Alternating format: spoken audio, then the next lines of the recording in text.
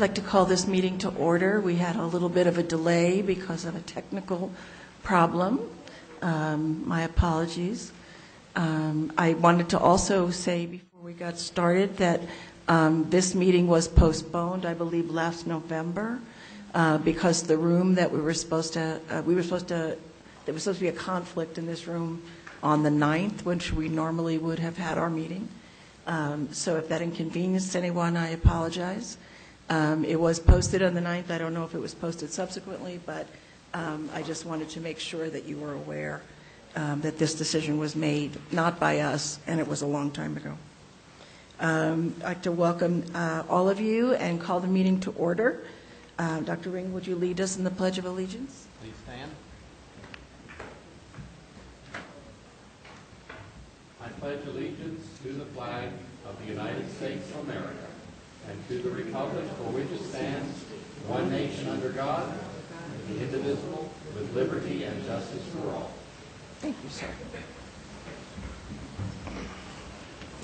In keeping with our commitment to make our mission statement each time, I will tell you our mission is to advancing constitutional policing and accountability for APD and the Albuquerque community.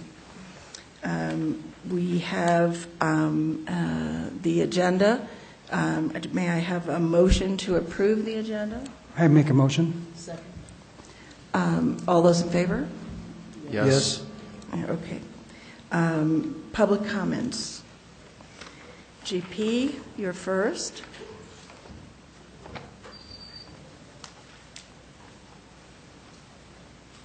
Madam Chair, I will take my time in a moment of silence to our brethren, Mr. Stephen Boyd, who was killed by APD on this date, James Boyd, on this date in 2014 by APD. Thank you.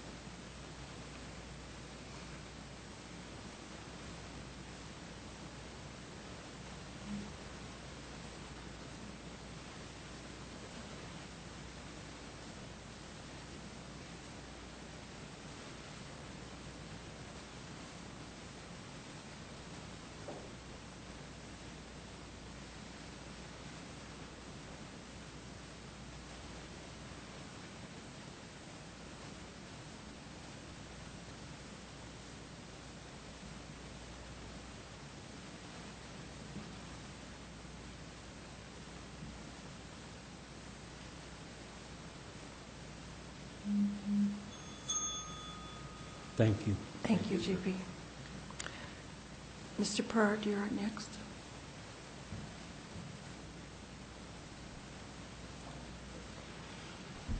Thank you. Seems I can't use the overhead, but I just thought I'd bring these tonight. These are all the lists of the murder victims from Albuquerque Police. As the language of the CASA is most confusing and the word stakeholder keeps popping up by the business community, APD Forward, APD officers, homeowners associations, and other groups, I can't get over the vanity of these people in these groups that think it's all about them. The word stakeholder really should be removed from the CASA. Everyone in the state of New Mexico is a stakeholder. And to the people that think that I and others are not viable entities in this matter, excuse me, but to hell with them. I am somebody.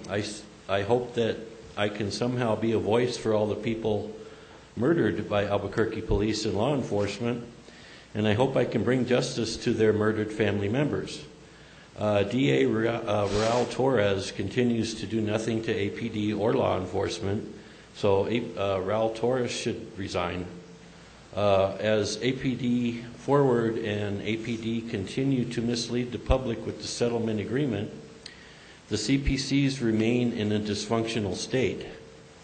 When I attended these CPC meetings at the first of the year, I stated to Selena Espinosa and Ms. Bustos and Nicole Chavez Lucero to have at these meetings available the manuals, the CPC manuals, so the public knows exactly how these function.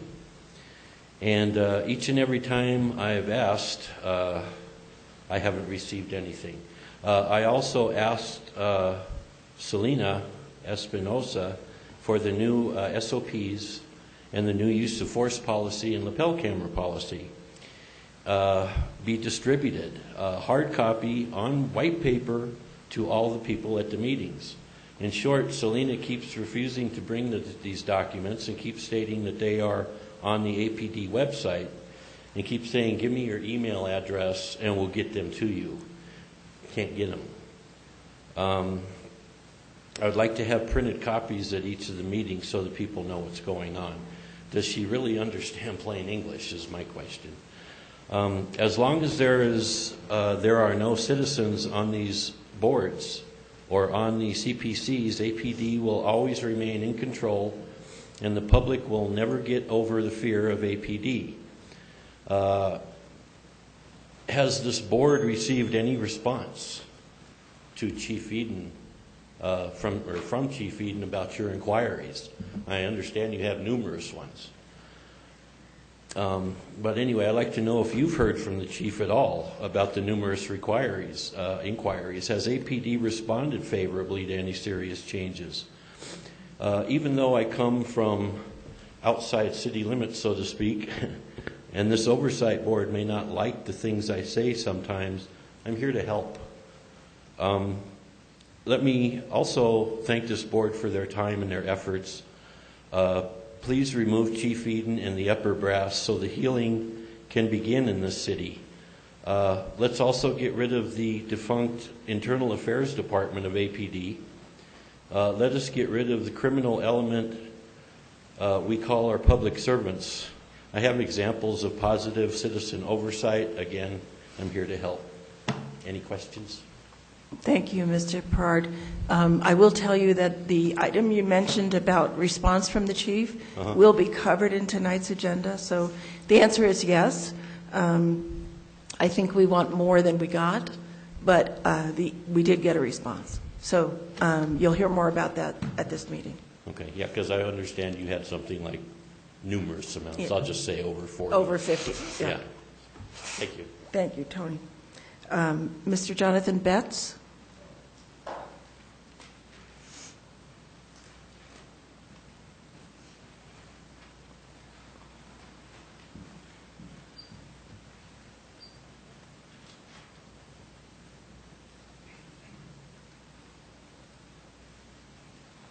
Good evening.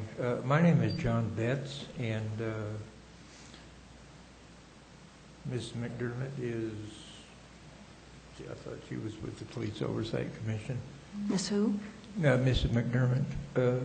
Miss McDermott is an investigator for the CPOA, the agency. So we're the governing board for that agency. Okay, my issue, I'm a long talker, so I'll make it short.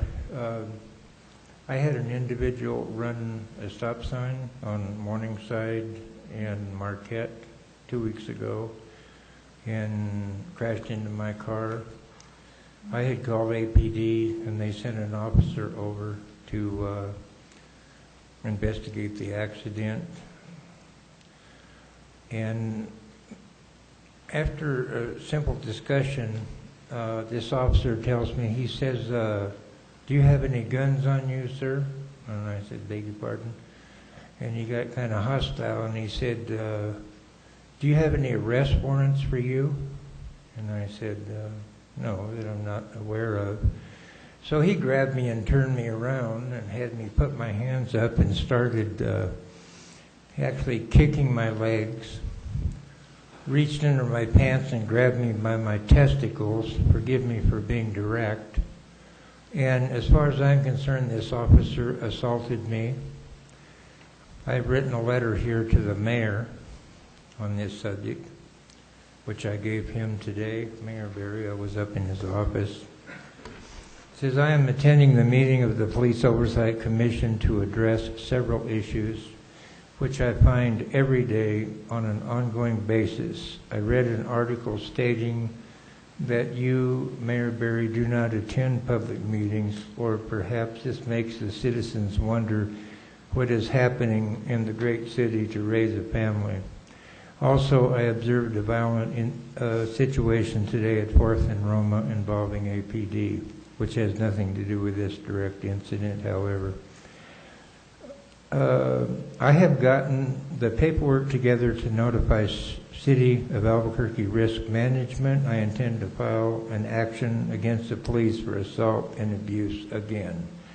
And if you look me up in the computer, there's been a major case that I filed against the City of Albuquerque, which was found by a federal court of 12 counts in my favor for the activities of the Albuquerque Police Department. And I wrote down here, typical of a dangerous gang of thugs in the western United States, and I signed my name to it.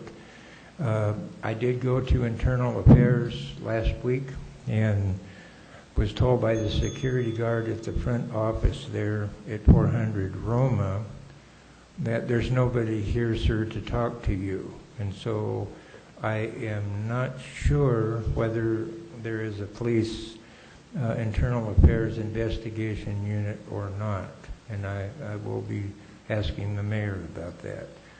And so if you would like me to leave a copy of this letter with the commission, I will do that. Sir, I would like to make sure that you know that you can file a complaint about this incident with the CPOA. That's why we're here. So the agency, which is at 600, it's in the Plaza del Sol building, 600 2nd Street, is that correct? And it's on the 8th floor. You can call in, and you can be anonymous if you want or not if you want, and tell us what happened to you, and we will investigate it. That's why we're here. So we would encourage you to do that if you are so inclined. I will be. And okay. I appreciate your time, and then I will contact you can use that office. letter in that complaint. You can give it to the investigator. That's the best place for it. There. Okay? Okay, thank you again All for your time. Thank you. Mr. Arison.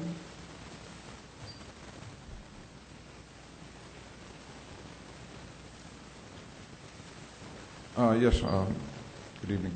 I don't want to step on what Mr. Perard had to say, but I believe if I heard the past chair of the board speak to the chief's reluctance in doing what he's supposed to do under the ordinance, and I've heard other members of the board repeat the same things.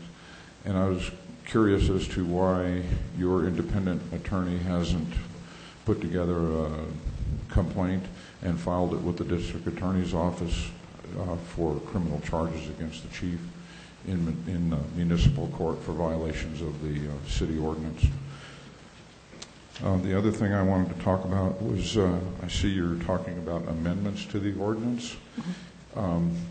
There are 2 court cases that I believe the outcome of those cases should be placed into the ordinance as amendments. One of them had to do with the choice or the hiring of a executive director, that those interviews be open to the public, and that was done after we brought that to the board's attention when Director Harness was hired. And then the other one has to do with a federal court. I believe that case was a district court case. The other case has to do with a federal court case where there was a First Amendment rights violation, and I was a plaintiff in that case. And the outcome of that case concerns the time that the public has to speak here and the ability for 2 members to give their time to a 3rd member.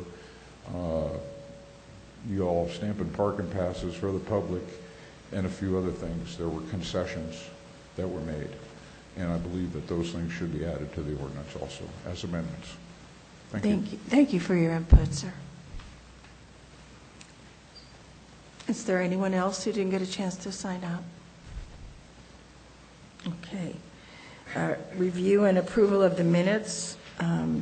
Michelle, thank you for getting these out to us so quickly. And I did not see any changes that were necessary. Did anybody else? There's a couple of things that I looked at here on item number 11, the subcommittees. Let me get there. Wait a second. Okay, reports from subcommittees. Item number 5, under 11. Number 5. Yes. It says Director Harness. And part of what I wanted to add in that we talked about that isn't in the minutes, we had talked about when the CPO went out to do the presentation, it would be filmed, as we had talked about in our subcommittee meeting. That would be very beneficial for when we do our outreach committee meetings to open with the presentation of the CPOA. I'd wanted to see if we could maybe add those into the minutes because we talked about it, but they're not in the minutes. And the second thing was on item number 6, where it says Member Amijo has confirmed with the Bernalillo County Commission. It's not the commission, it's Parks and Recreation Director. That's the only change on that one there. Those are the 2. Michelle, did you get that? Right. Yeah, when they do that, when the CPOA does their presentation, to have it be filmed, and then that way we can use that film when we go into the community for our outreach meetings. That's a nice opening to start the meetings with. The last thing, I'm sorry, there's one little tiny thing that I saw that was kind of different to me. At the very, very bottom of the last page, it says Civilian Police Oversight Board Minutes.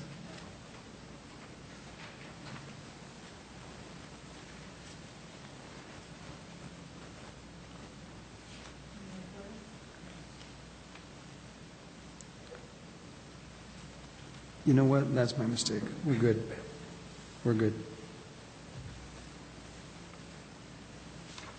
So those are the 2, Madam Chair. Does anyone else have any corrections or additions? Did I have a motion, please? A motion To accept to the accept the minutes? Second? Somebody? Second. All those in favor? Yes. Yes. Thank you, Michelle. Thank you, Johnny. Chair, fine. Is there any way we can fix the mics because there's a lot of reverb? Is there a lot of feedback on the mics? Thank you. Okay. I just wanted to say a point of clarification. Tony, you asked me this before. I wanted to let you know that Amanda Bustos is the outreach coordinator for the agency, the CPOA. So she doesn't represent the city or the CPCs or APD or DOJ or anybody else. She's an employee of the CPOA. Okay? I just want to make sure you knew that. Okay? All right. Okay.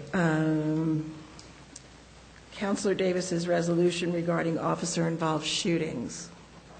Mr. Harness, are you the one that put this on the agenda?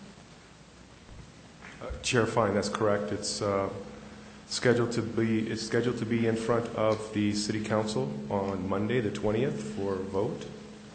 And I thought that the board should review this and take a position before it is voted on by the City Council. I did not have a chance to read it. Would you tell me what's in it that you find we should discuss? What parts of it are there that you think are important for us to discuss? Well, the resolution would, I'm sorry, Chair Fine, the resolution is to remove the Albuquerque Police Department from the investigation of officer-involved shootings and in-custody deaths.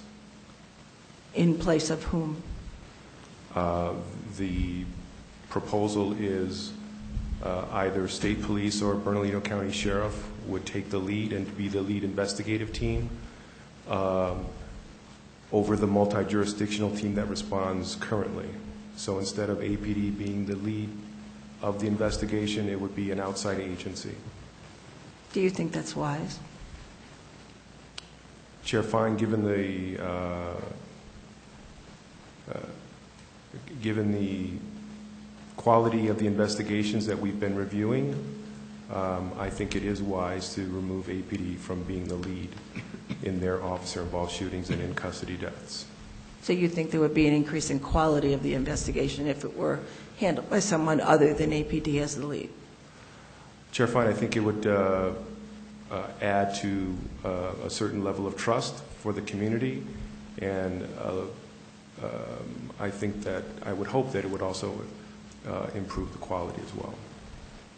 Okay. What are other board members? Yes. Madam Chair and fellow board members, I don't agree. I don't agree with this. I don't agree with the councilor's resolution. I think. Move it back from you.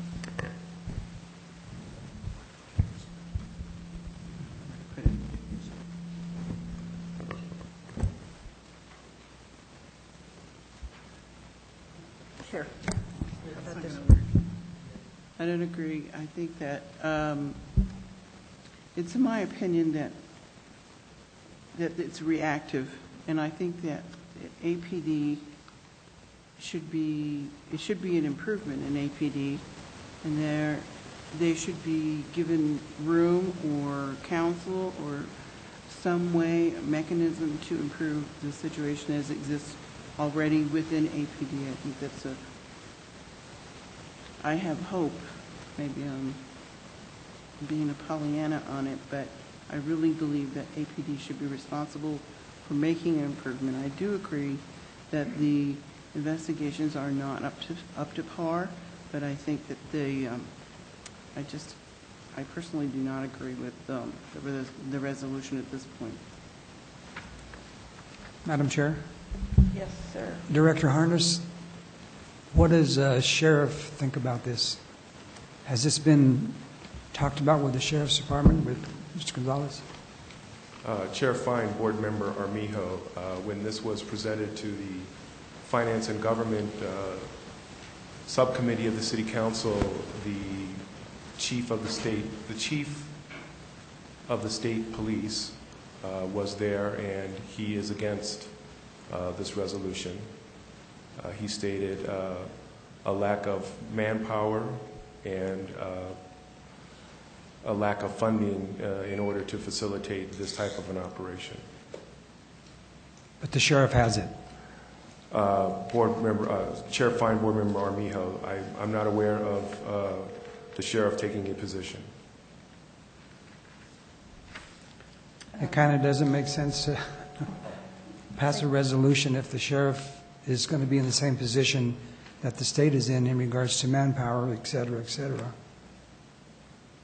Let's hear from the rest of the board members. Yes, sir. Director Harness, Section 3. It would appear that if this resolution passes, every officer involved shooting and every in-custody death requires a special prosecutor. That doesn't make a whole lot of sense to me, but can you try to interpret that to us?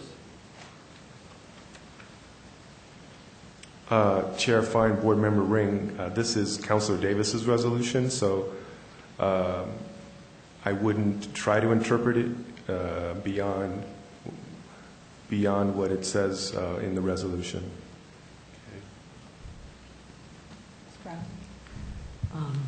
Chairperson Fine, I also have trouble with the resolution in that I think APD is working hard to meet new standards, and we really don't have, or I don't have, a real idea about the standards of the other two agencies. So I feel that I can't support this without more information. Eric? No, I concur. I'm more worried about the manpower obligation we're placing on other agencies, and also how much is it going to cost us to either fund this effort or have them fund it for us. I don't feel comfortable on putting our burden on someone else when we should be taking care of our own business. My own thoughts are, is that even if it was sustainable now, would it be sustainable in the future?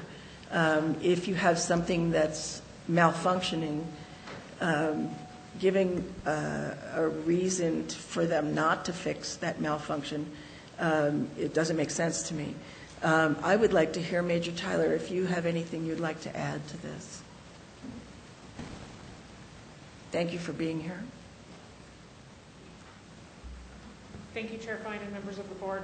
From our perspective, we believe it is our responsibility to continue handling our own investigations. As you all know, as stated within the CASA, we do this within the metropolitan, I'm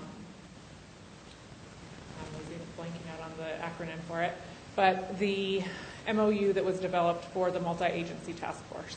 So there is shared responsibility already between the major entities of law enforcement within the state.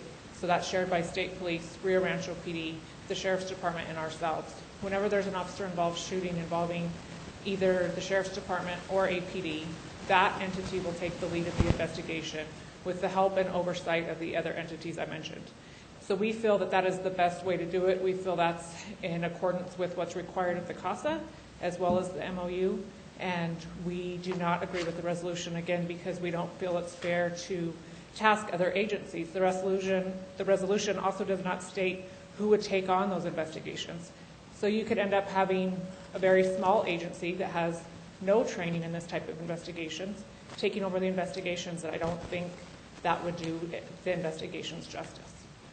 Would you like to speak at all about the quality of the investigations and the work that you're doing now that you're over that part in terms of the quality of the investigations? Because I think what you're hearing is some concern about the quality of the investigations as they exist now. So I feel the quality of the investigations themselves have always been at a very high level. I think the way the investigations have been documented can stand for some improvement. We've currently just recently met with, and this is both on the criminal side and the administrative side. So you have to think of the investigation in two portions as well. The criminal side of the investigations, we just recently met with the DA's office, and they gave us some feedback on how they'd like to see some changes made to the reporting process of the investigations. I think that will go a long way as to showing that the quality of the investigation is then articulated in a much better fashion with the case that's are then submitted to the DA's office. As well as internally, we're doing a lot of work the same way of restructuring the summarization of officer statements versus utilizing just the transcripts of that investigation, and so we are making strides to improve the documentation of the investigations. I would assume, and check me on this because we know what assumptions can do, I would assume that there's a check and balance in the multi-agency task force in the way that that's set up I would assume there's a check and balance in terms of our input on cases when we say that we think, a case was handled or could have been handled better. The DA, you just mentioned the DA. That would be another way that you would get feedback on the quality of the investigation. What other ways are there that I'm not thinking of? So all of those checks and balances that you just mentioned are in place. The way it works on the criminal aspect of an officer-involved shooting is when all of the different agencies respond, they're paired up, and so that there's a person from an outside agency paired up with somebody from the internal agency that's taking the lead on the case. So there's that oversight. They also conduct their own interviews with some of the witnesses, and then they'll supply their supplemental reports to us for the case file. As far as oversight for the investigation, once it's completed, once it's submitted to the DA's office, the current DA, Mr. Torres, has stated that he will be sending all of the officer-involved shooting cases to an independent prosecutor for review. So he doesn't want somebody internally from his office to be reviewing those because he wants that clean slate perspective. So he has hired 2 additional attorneys who that will be their sole task, is to review officer-involved shootings.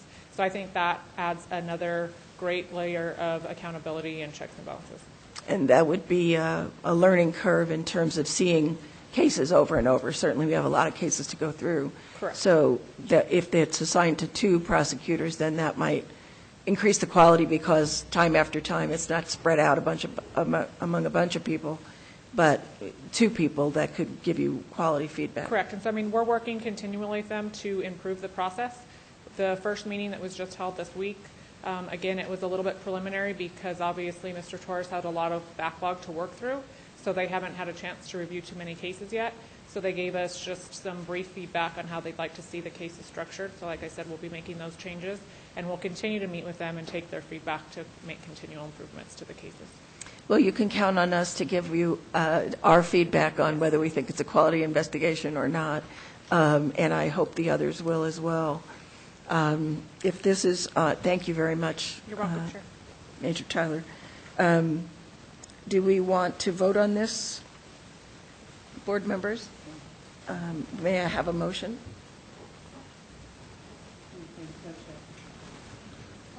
You have to turn.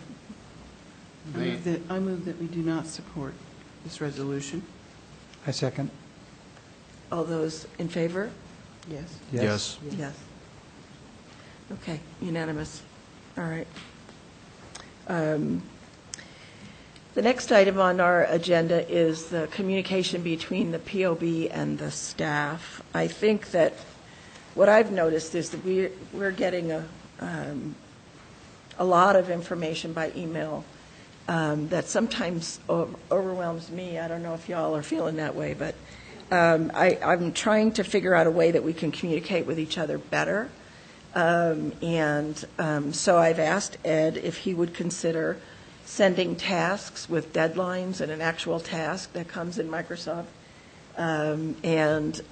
with a deadline and tells us whether or not we individually are required to participate in that task. Meetings that would require our attendance, required or optional. Notifications, obviously. But everything with a return receipt requested so that he knows. The problem is he's got 9 of us to herd around, and it's hard for him and the staff to know which thing we answered. So if it comes in a something that says we opened it, he knows we opened it. And if not, then I'll be calling. As you know, when we were going over this case that we're going to review today, we wanted to make sure that the board members had seen the case and had actually read it. So I can't call everybody because that's a rolling quorum. So we just figured out who had done the work and who we had not heard from yet, and we split up the calls. But if this was a task, we would have a better way of knowing that. The other thing is that there needs to be a way for us to be accountable to the staff when they need our input. So this is my way of trying to figure out how to do this better. And we're open to suggestions on how we might do that. If you have other ideas, please let me know now. Eric, you're good at this. What do you think? I believe we'll try to get communication from Director Harness, one-point communication out to all of us. So we just rather one person. So if I see an email from him, I know it's important, got to read Right. it. 'Cause Right. we do get a lot of spam. And I was just talking about the follow-up. So, if it was necessary, he doesn't have to call 6 of us to find out whether or not we've all done it. No, I do appreciate the read receipts and the tasks that pop up, because it reminds us when we have things Yeah. that are due. And it shows up on our calendars. It really makes it better. Do you have any other thoughts about this? I think that my opinion is just a general one, and it's one of just courtesy. So if I call you, call me back. If you email me, I email you back. I'm not even sure how the text courtesies are supposed to happen, but if I text somebody, it's because I'm trying to get hold of you. So sometimes I feel like I'm calling a text, doing a text, calling the office, calling their cell phone, calling, and or I get a voicemail. So for me, it's just a matter of courtesy. I don't necessarily need to talk to the executive director every time. I don't mind if there's a person that you delegate to do that, and I'm happy to call that person up. And if that person's off or on sick leave or something else, then who's the next person I call? That's all. I just want the little communication tree. I'm very happy with that. Mr. Armijo, do you have anything? Actually, Amanda and I have been working with the phone forever. I went to IT yesterday, I believe, and they tried to fix my phone, but I'm not getting, just like the case you're talking about, I did not receive it, so I could not review it. So I'm still having problems with the phone situation. Okay, So, that requires intervention. We need to actually do something about that. yeah, it's been a long time. Yeah.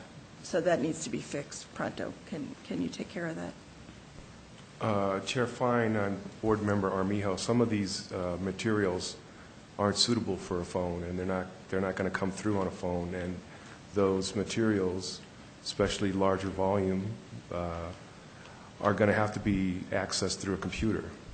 He's saying his POB email address isn't working. As far as the POB, we can certainly try to work around that as far as the POB emails. But the substance of the emails, some of them really can only be accessed and need to be accessed through a computer. Okay, we have a problem that needs solving. Can you fix it? Certainly. Well, one of the things, just kind of going back just a little bit of history, I'm a Bernalillo County employee. So Amanda and I, when we first started communicating, we would communicate via BERNCO, BERNCO.gov, and that was fine, and that worked. But then the city said, that's not going to work. There are 2 different sites, blah, blah, blah. You need a POB site, a CABQ site. So that's what started the whole problem, actually. If I could get everything through my BERNCO site, it would be fantastic. I could see it on my computer. We have problems with IPRA for that. That's why we went to the POB emails. So we have problems. We moved to that on purpose because we were all on different sites and it was a mess. Yeah. So if we want to, and of course we do want to comply with IPRA, we have to have a POB at CABQ Well, then, email. yes. So we have to solve that yes, problem. it has to be solved because Okay. I'm not getting stuff. All right. Dr. Brown? Anything that would streamline communications, I would support. And I'm not the best communicator around here, so I will let other people decide how to shape me up. Thank you. Okay. Dr. Ring? 2 comments, I guess. We have 3 sites that we're dealing with nowadays with Power DMS, Evidence.com, and something I think is called SafeLink. SafeLink.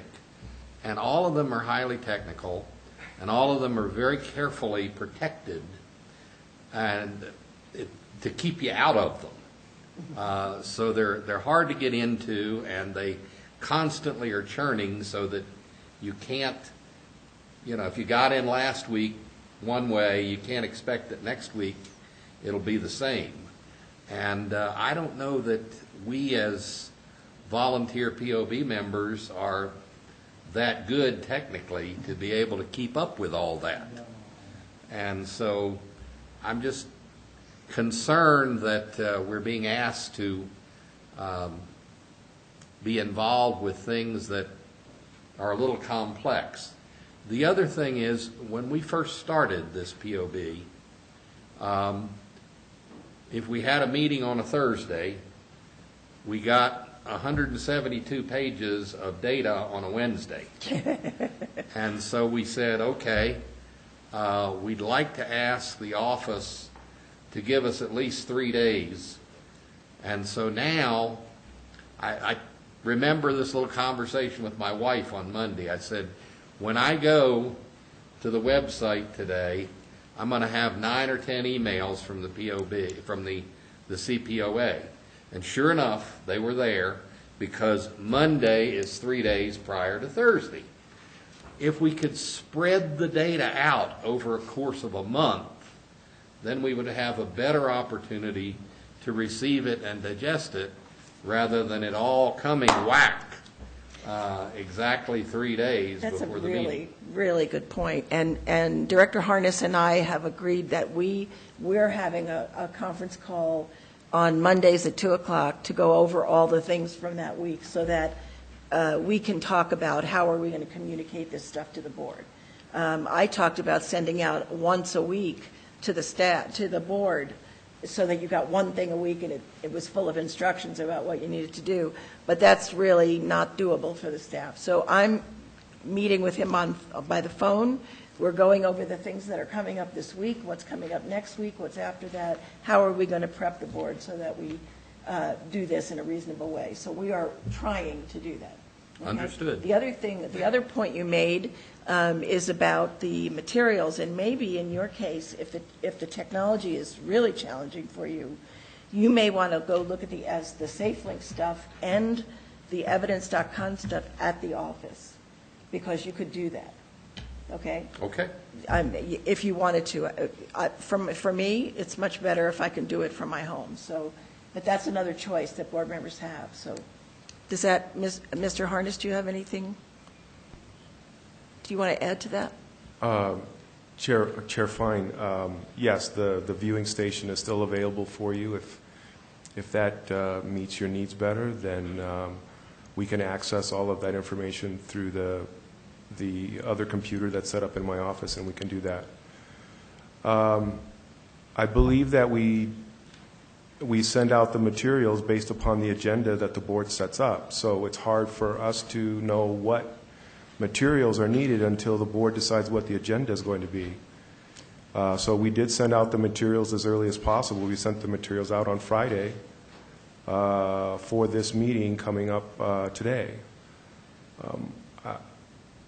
And it's been my practice whenever something comes in that needs to go for board review, that as soon as I receive it, I distribute it to the board. So I'm not sure, maybe after our Monday conversations, if that generates a document list or a data production that's necessary, that's coming up, then We can certainly we can do it. We can start to build the agenda during those weekly calls. I think that would make it better. And we're trying. Everybody's trying. And as you get new ideas, please let us know. We want this not to be. We want this to be better communication. The IPR rules make it so that, and for good reason, make it so that only Ed can communicate with all of us. So that's the way it has to be. But our weekly meetings can make that better, and we'll try very hard to send you things that have deadlines and all of that. And we'll solve your problem, Mr. Armijo, for sure. I also wanted to say, relative to what Dr. Ring said, Major Tyler and Commander McCrae have really gone out of their way to allow us to see the evidence that we have to see on cert cases and officer-involved shootings, serious use of force, those cases online. And we just had a training session prior to this meeting for some of us who came in to try to learn that. We're going to set up more of those for those that want to learn the technology. But it's really, they've gone out of their way to make this more easy for us, because we're 9 volunteers. Some of us work full-time. and some are retired, and it's hard for all 9 of us to get the information in a timely fashion. So I am grateful to APD for getting this electronically to us, because it's going to make the time go much faster and be much more efficient use of time. So thank you very much. I appreciate that. And your officer, is he still here? The one that was training us? No, he left. Well, thank you to him, too. Please pass on our appreciation. The chief's response letters. Mr. Ricard, this is what I was talking about. Madam Chair, before we leave that topic, I've never received an answer on how to do our old email closeout.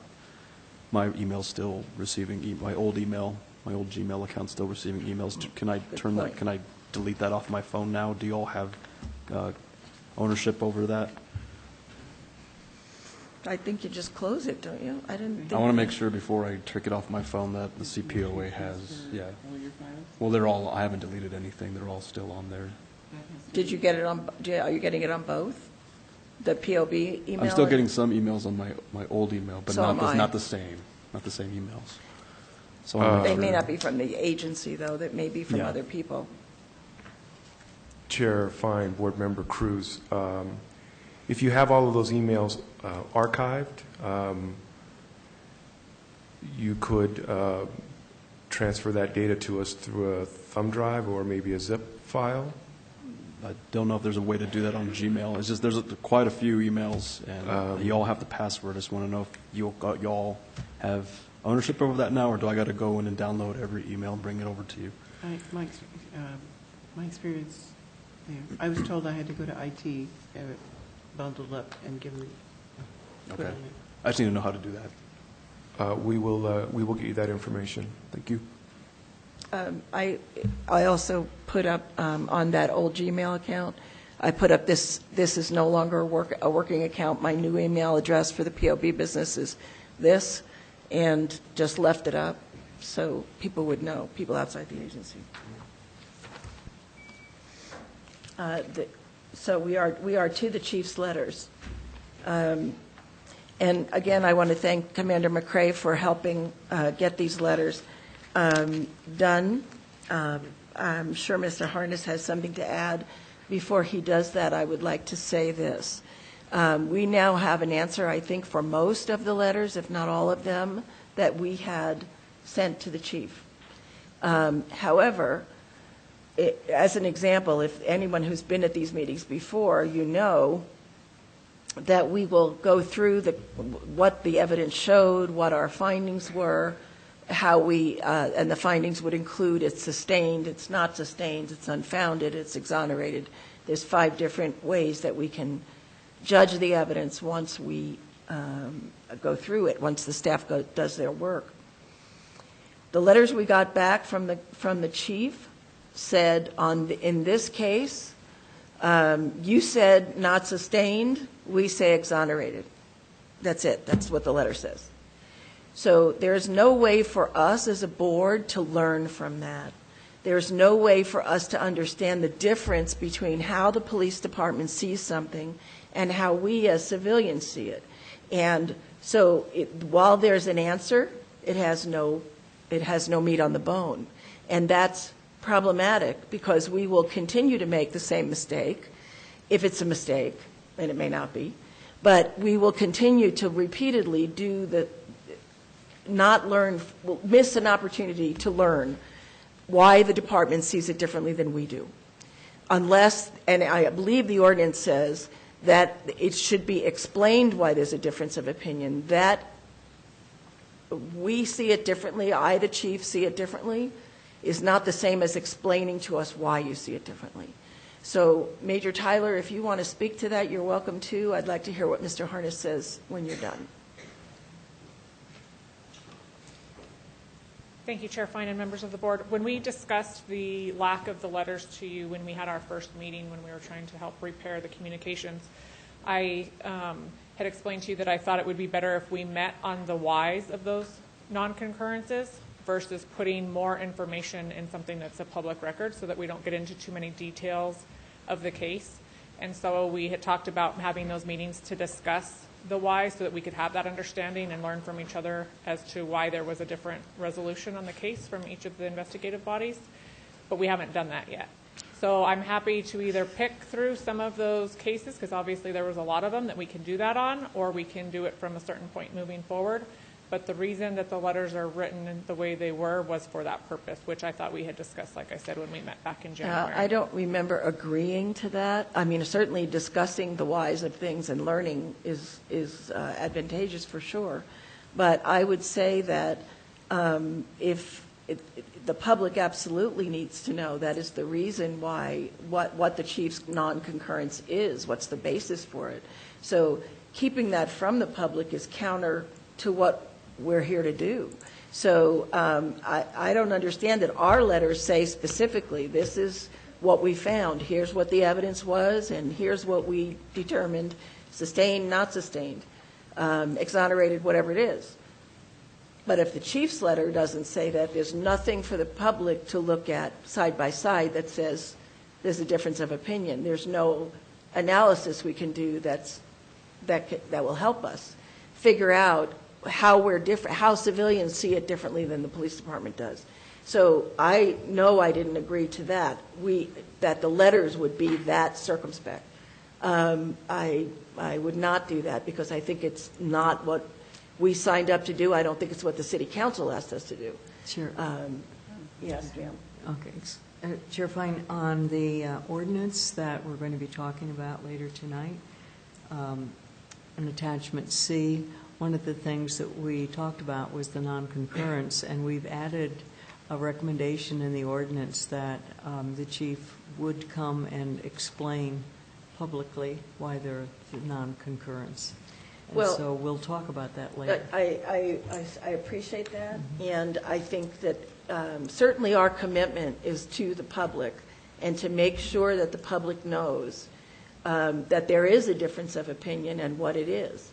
And I don't think, on the other side, I don't think that the chief can learn from us how we see things unless we're in a dialogue. So I appreciate your willingness to have a dialogue. It just doesn't supplant the need to be straight with the community and be upfront with it. So the letters don't do it for me at all. I don't know, how do you all feel? I concur. I have a question, Chair Fine. Mm-hmm. I guess that I want to figure out a way for it to be qualitative in the terms of discussion, as Major Tyler is suggesting, but also for it to be on record. And couldn't that occur at case review? Couldn't a block of time be given to why, wherefore, why it didn't jive, why we didn't jive, and that would still go in public record, right? Well, the way we had envisioned it at the case review committee was that we would post those letters side by side. This is what the POB approved and how our staff saw the evidence, and the chief said otherwise. And there may be very legitimate reasons for the chief to see it otherwise, but we're missing an opportunity to be transparent, and we're missing an opportunity to learn from each other. And those two things are reasons why I would not be in favor of it not saying it in writing, or as the ordinance proposal says, to have some kind of public forum where that can be accessible to the public. I'm concerned about the data, too, because that's part of our thing. If we're looking at this and looking at data collection for the city council, for the police department, take a look at this. If we don't have something in writing, we don't have any data. So that bothers me. What about y'all? And so who else has something to say about this? It just makes sense. It has just to be in makes writing. sense, I just period. think that's what. Mr. Moya, can you tell me from the ordinance, was it not your expectation that the reasons why there was a non-concurrence would be explained in writing by the chief? Chair Fine, board members, I'm looking through the ordinance right now, and what I recall from the time is that was the intent of the ordinance. Mr. Baker, do you have any thoughts on this?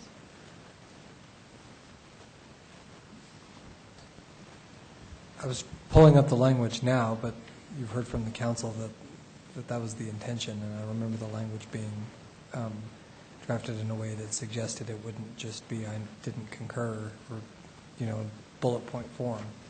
How to navigate that and the extent of it, I think, is something that should be worked on so that you all have the information you need. Yeah. Major Tyler, I'm going to ask Mr. Harness to speak, but if you have anything more you want to add, just do so. No, Chair Fine and members of the board, we're happy to work with you to make sure that you're getting what you need for it to be meaningful for the citizens of Albuquerque. Does this rationale make sense to you? Yes, absolutely. Again, we're trying to make sure that we're careful about the content of the cases because obviously, as you know, much of that is confidential, but I understand the need to have an understanding of why there would be a non-concurrence. Okay. Thank you. Thank you. Mr. Harness. Yes, Chair Fine. I share your reaction to the non-concurrence letters that they do not meet the standard that's set forth in the ordinance nor the settlement agreement. I would like to briefly discuss a couple of the letters that we received. First one is on case 088-16. Wait, let us help find it. Just a second. What's the number? 08816. It's third in the batch there, I think. I'm sorry, say it It's again. third in the batch. Third in the batch. Yes, I think Gotcha. if you page through, it should be the second or third. Got it.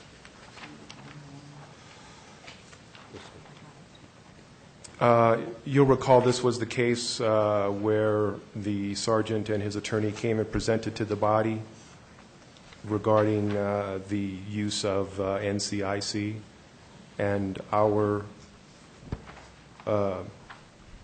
insistence that the New Mexico Department of Public Safety needed to be informed. And within that file, there was a document from the communication director from APD, Ms. Wilson, who stated that, in fact, the proper notification for that case had not happened as it was supposed to. You'll recall that? Mm-hmm. And so with the chief's response, which is on the second page of this letter, where the CASA directs the chief shall consult with the relevant prosecuting agency or federal law enforcement agency regarding the initiation of a criminal investigation. The chief's response is internal affairs operates on my behalf, and under my direction they consulted with both relevant state and federal prosecuting agencies to discuss specifics of this case and to determine whether or not any criminal charges were feasible. You'll recall that in this case, the presentation to the prosecuting agency was a sergeant from the Internal Affairs Division making phone calls and posing hypotheticals to attorneys. Yeah, I do remember that. The chief goes on to say, this information gathering process was not done as a substitute for a criminal investigation, but as a guide for the administrative investigation. IA conducted a complete administrative investigation in accordance with the CASA and the SOP guidelines. Well, that's all well and good, but the issue was whether or not the chief made the referral to the criminal authority to make an assessment as to whether or not there was any criminal charges that would be brought. In order to do that, you have to present the entire facts of the case. You can't just simply have someone call and present some hypotheticals to an attorney and then base your opinion upon that. So that troubles me in this response, that I don't believe that is what the CASA intends when we make a referral for possible criminal charges. We don't expect that simply phone calls discussing hypotheticals is an actual presentation of facts to somebody to make a criminal determination. I don't think that suffices. I'll move on to the letter responding to the cert cases, which I believe is actually the second letter in the batch. Is there a number? There's multiple cert cases, C-00416, 00616. It's all in one letter. Okay. 00916. My issues with this response is that it's now describing a completely new process for reviewing a cert case to determine whether or not an internal affairs investigation should commence for determining whether or not there's been an SOP violation by the individual officer. The chief is now describing the process as the cert case is completed, the investigation is done, and then the Force Review Board will make a decision whether or not there's going to be a referral to internal affairs for an investigation, a further investigation. For criminal activity? Not for criminal activity, for policy violations. Okay. Within in the administrative portion of it. Right.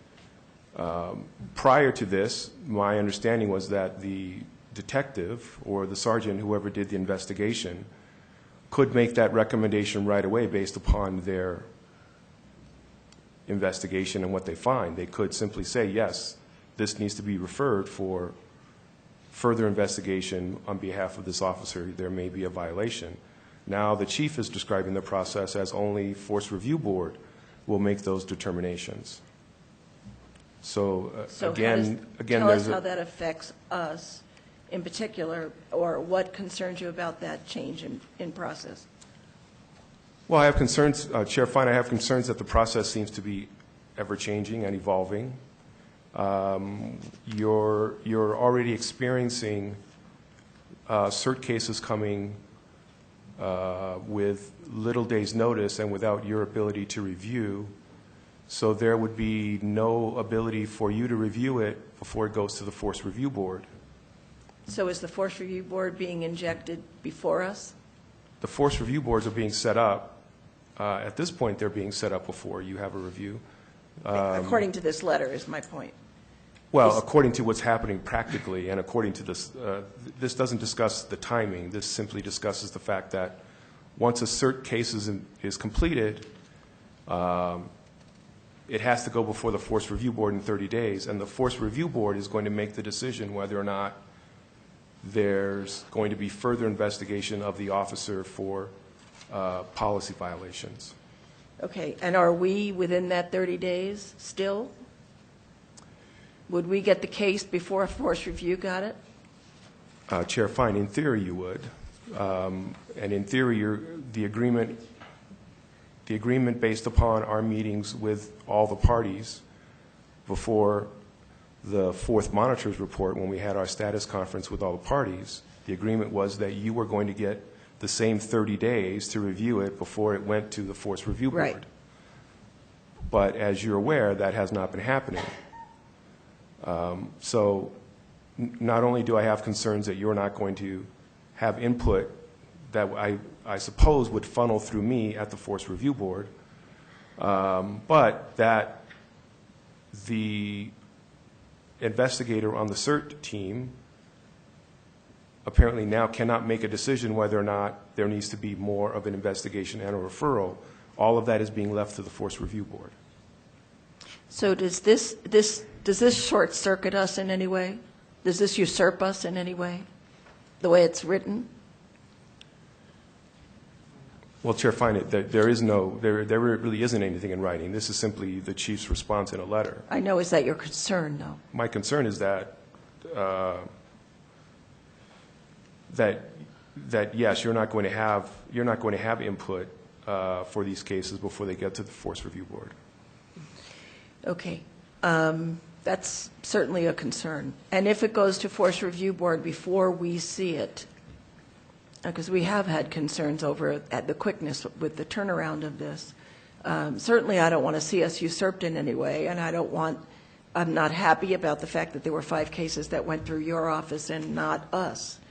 because as far as I'm concerned, that's not civilian review, so, which is our purpose. So if this change in process is something we need more information about, should we ask Major Tyler to explain it to us now?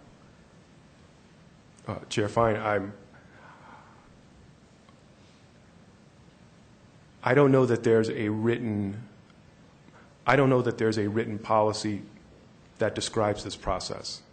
I think that it's simply the department deciding for expediency that this is how they're going to handle the cases, and somewhere there was a decision made that the Force Review Board is going to make all determinations.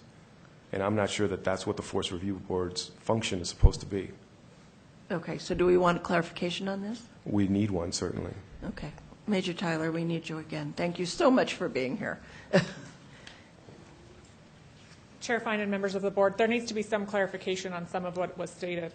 Nothing prohibits a CERT detective from still identifying other conduct that was either related directly to a use of force or that would have been unrelated to the use of force during their investigation of a serious use of force. That CERT detective, the change that was made is if a CERT detective before was doing a serious use of force investigation and identified other misconduct, they were stopping their investigation and then sending that to their IA counterpart to investigate the misconduct. Rather than delineating that investigation and causing more time to occur, I gave them the authority, because CERT is under the IA umbrella, to conduct the whole investigation. Now, if the CERT detective does not identify any misconduct, that does not prohibit the Force Review Board from identifying misconduct that maybe they feel that the investigator missed. So that would be the situation that Director Harness was explaining. So our CERT detectives absolutely do have the ability, the authority, and the duty to identify any conduct, whether it's related to a use of force or if it comes out in any other part of their investigation for a serious use of force. And in your opinion, this does represent a change in policy, right? In process. It represents a change in practice, but not in policy. Okay, and in your opinion, how does that affect this body? I don't think it does. We are required to send you all serious use of force cases, which would still occur. Okay. In the same time frame? Correct. As soon as the case goes to the Force Review Board is when we are now sending you the case to the POB for review as well. Okay, so Mr. Harness doesn't need to worry about whether or not the CERT investigator has an opportunity to raise a red flag, or the Force Review Board does it either. Is that correct? Correct. Anybody has a right to raise a red flag, as far as I'm concerned. Does that satisfy you? Does that an answer you need? Chair Fine, certainly, as Major Tyler describes it, that's certainly not detailed in the letter from the chief. Okay. Well, you can see why this would be concerning. Yes. That's another problem with the letter. Thank you, Chair. Thank you. I would just ask Major Tyler that when we have like the breaking down of IA, when we were talking about the workflow, the breaking it down to the CERT and FIT and, all of that stuff happened and we didn't know about it. So, even the agency may know about it, and I'm not sure they knew it completely. But when that stuff changes, we need to know because it affects us. Okay? Thank you, Chair. Okay. Also, if I may add one other thing, Director Harness also mentioned that there is some frustration that things seem to be continually evolving, and we see that as a good thing. Obviously, all of these reforms are very complex, and we're continually striving to improve the processes, which is why you're seeing the changes that you are. Yeah, it's just concerning when something changes like this, and we see it in a letter like this, and then that's how we know. So it's concerning. So I realize you're it's a moving thing, and we all think that's a good thing. We all want to get to the good place where the relation between the police department and the audience, the community, is good, and it's going to require change. But we need to be kept in the loop, okay, for all of that. Yes. We appreciate your Thank you, Chair. being here for that reason. Chair Fine, can I just... Sure. A point of clarification for Director Harness. It was my understanding through this just communication, there's 30 days that we have to review it prior to it going to the Force Review Board. Is that correct? Chair Fine, Board Member Armijo, yes, that is the agreement, that once the case is completed, it must go before the Forest Review Board in 30 days. So once the case is completed and ready for the Forest Review Board, the CPOA and the POB are supposed to get that file at the same time. We're working on a chart. Mr. Larson and I are working on a chart that's being revised, that we had, but it's being revised, and that will make more sense to you Clarify some soon. of that stuff? Okay. Okay. Yes, sir. Thank you. Chair, fine members of the board, just to clarify my earlier answer, we were talking in the context of the ordinance earlier when you asked about what the intent was, and I found additional information I think would be relevant to that question just briefly. Paragraph 285 of the settlement agreement, when it describes what the report back from the chief is supposed to read, it says the chief must provide a written report to the agency articulating the reasons its recommendations were not followed. So in terms of what the expectation is from the settlement agreement. So just saying we saw those facts differently doesn't do it. The standard would be that the reasons for the disagreement are articulated. Good, thank you. That's what we were hoping for, too. Yes, sir. Before we leave this particular issue, I've actually been looking at these letters from the chief, and every one of them, the last line says, please contact me if any further clarification is needed. Well, let's contact him and say, we need further clarification. I think we've done that through Major Tyler. The commander is giving me his nod. Yes, we have. Okay. I think that we should plan on, do you want to take a break now or at 6:30?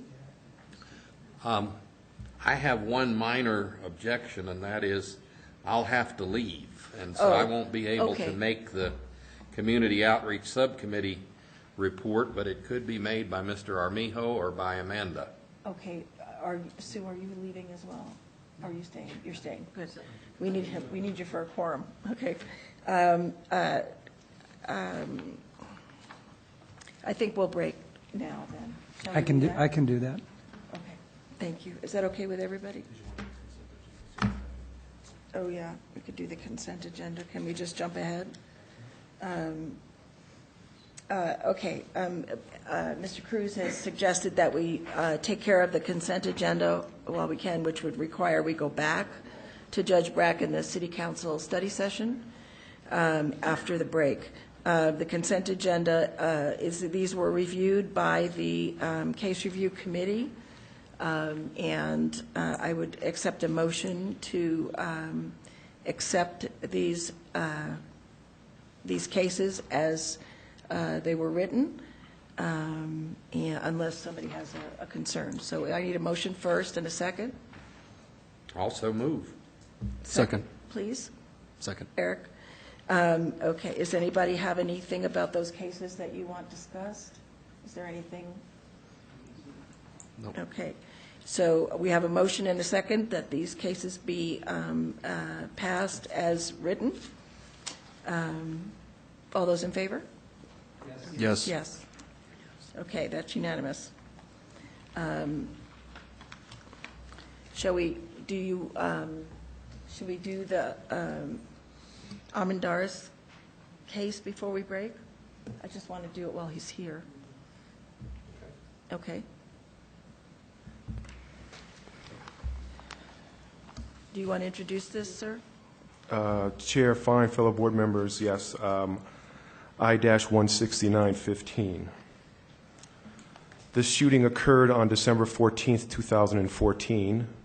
The multi-jurisdictional investigative team concluded its investigation April 14th of 2015. The Bernalillo County District Attorney's Office ruled on this shooting September 22nd of 2015. Internal Affairs completed their review on November 23rd of 2015. As to the officer who discharged his weapon, 1, did Officer N comply with Albuquerque Police Department Procedural Order 2-526, paragraph 11, which states, firearms, pre-deployment considerations, officers will adhere to all firearm safety rules as outlined in department training. Officers must recognize once a firearm is drawn and no longer secured in the holster, their ability to react with other than deadly force to a particular situation may be diminished. It is therefore vital a firearm be drawn only when deadly force can be reasonably anticipated. Paragraph 1, nothing in this section is meant to prevent officers from having their firearms in a deployed position when confronted with situations which may escalate with such speed as the officer's ability to react defensively would be unacceptably slow as a result of having a holstered weapon. Firearms safety rules: 1, all guns are always loaded. 2, never let the muzzle cover anything you are not willing to destroy. 3, keep your finger off the trigger unless your sights are on a target and you have made the decision to fire. Emphasis added by myself. And 4, be sure of your target. Emphasis added again by myself. Findings. The CPOA finds Officer N's conduct sustained, where the investigation determines by a preponderance of the evidence that the alleged misconduct did occur. Recommendation. The policy in place on December 14, 2014 lists a violation of this SOP as a level 3. This is a first offense. Therefore, I recommend an 88-hour suspension for Officer N. Recommendation number 2. The Internal Affairs Division review the investigation and findings reached by Detective D and provide the POB with a report and an after-action report. Recommendation number 3.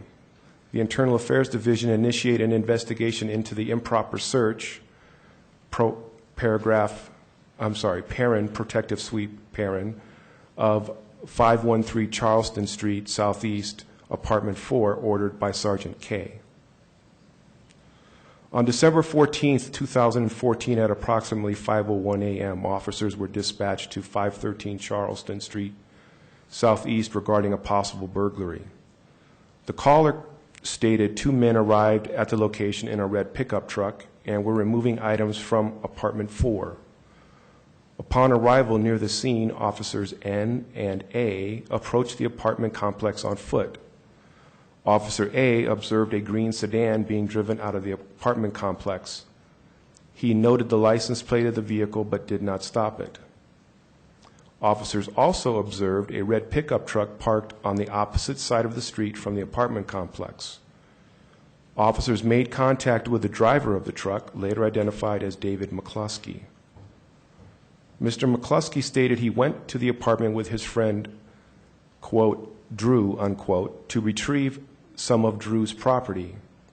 He further stated Drew entered the apartment through a window and handed him items from within the apartment. One of those items being a scooter. Officer N located a scooter in the back of the truck. Mr. McCluskey was detained and placed in the back of Officer N's police car. The relevant timeline. First, at approximately 5:01 a.m., officers are dispatched. Next, at approximately 5:18, officers arrive on scene. At approximately 5:33 a.m., at approximately 5:28 a.m., officers advise 1 person in custody. At approximately 5:33 a.m., officers request a field investigator. At approximately 5:42 a.m., Sergeant K advised dispatch to send the on-call burglary detective's number to Officers N and Officer A. At approximately 5:53, Sergeant K arrived on the scene. At approximately 6 a.m., Sergeant K ordered a protective sweep of the apartment. At approximately 6:02 a.m., Sergeant K advised shots fired.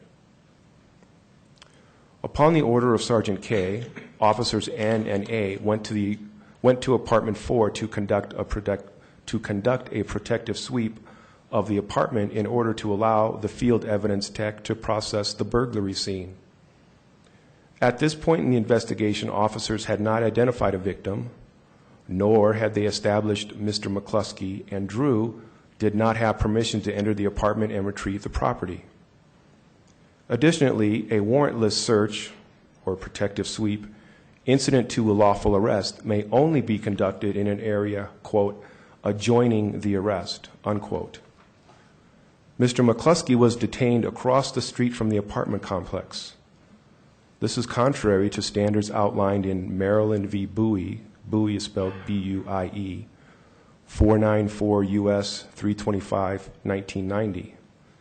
It is also contrary to APD Procedural Order 2-17-16-D, search and seizure without a warrant. Therefore, I recommend Sergeant K be investigated for ordering an out-of-policy search. Officer N and Officer A approached the apartment.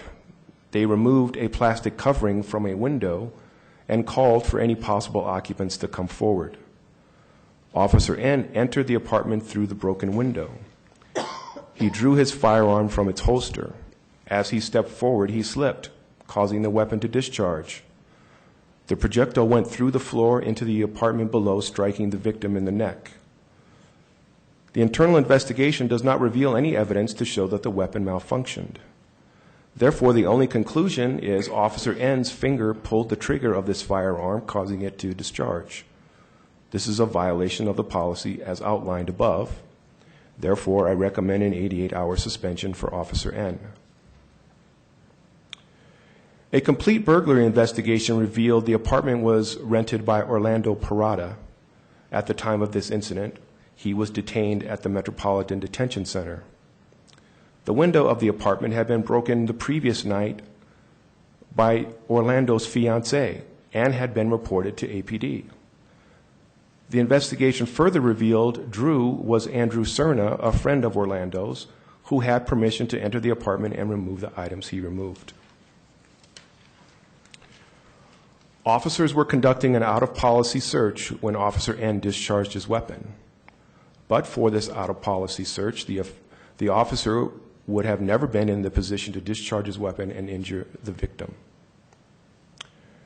Regarding the review by the IA detective, the detective reviews the conduct in relation to utilization of department equipment, an issue I deem irrelevant, and exonerates the officer. The detective also finds not sustained as to the firearm discharge. His reasoning in part is as follows. Officer N was entering an apartment that had just been burglarized and had information of possible multiple suspects inside. That statement is false.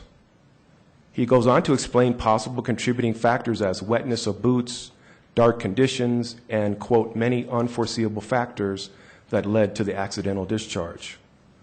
However, he acknowledges Officer N's finger pulled the trigger. The policy is clear when an officer may pull the trigger of his firearm. Therefore, I recommend Internal Affairs Division review the investigation and findings reached by Detective D and provide the POB with an after-action report. Review of the investigative file of Internal Affairs and any opinion expressed in this letter are pursuant to the duties of the CPOA as described in the POB ordinance and are not intended for any other purpose. I stand for questions. Do any of you have questions? Yes, sir. Yes, sir, Mr. Harness. Being as how this is a long time ago, and we are now in March of 2017, are these officers still a part of APD? Chair, fine. Board Member Ring, yes, they are. Okay. Mr. Armijo. In regards to, I'm trying to kind of wrap my head around the officer, I'm going through a mental picture of him, it being dark, the window, there was glass that was broken, I would assume. Mm-hmm. Yes. So there's glass around, but he's still, as we were trained, you never put your finger on the trigger unless you're ready to use it. So he could have, did he slip? It doesn't really say here in regards to anything specific. Chair, fine. Board Member Armijo. When the officers arrived on the scene, there was actually a plastic covering that was over the window, which was placed in front of the window by the landlord the previous night. The window was fully broken out. The officer entered the window, entered through the window and had both of his feet on the floor when he took a step and then discharged his weapon. It was not a matter of him discharging his weapon as he tried to enter the apartment through the window. He was inside the apartment with both feet on the floor. Okay, the other part that I have was there was a suit brought by this person to the city of Albuquerque? Chair Fine, yes. Chair Fine, Board Member Armijo, yes, that civil action has been settled. As I recall, the settlement amount was around $400,000. I have a question about, I try to imagine, and I'm not a lawyer. This may be one of my worst assets or best, I don't know. But not a lawyer, as a person who's not a lawyer, I don't understand what the expectation is, since the owner of the apartment was at MDC and not reachable. At that moment in time, what does the law say that the person that I would think that law enforcement should want to clear the apartment to make sure nobody else is there. So, but you're saying they should have had a search warrant, they should have known, but they didn't find that out till later. So how should they have known? Chair Fine, some of that information was available through RTCC. What is that? The Real-Time Crime Center. Okay. The fact that there was a CAD, a computer-aided dispatch for that address the previous night, which details the window being broken out and the landlord responding. And so that was readily available to them? Chair Fine, yes. Beyond that,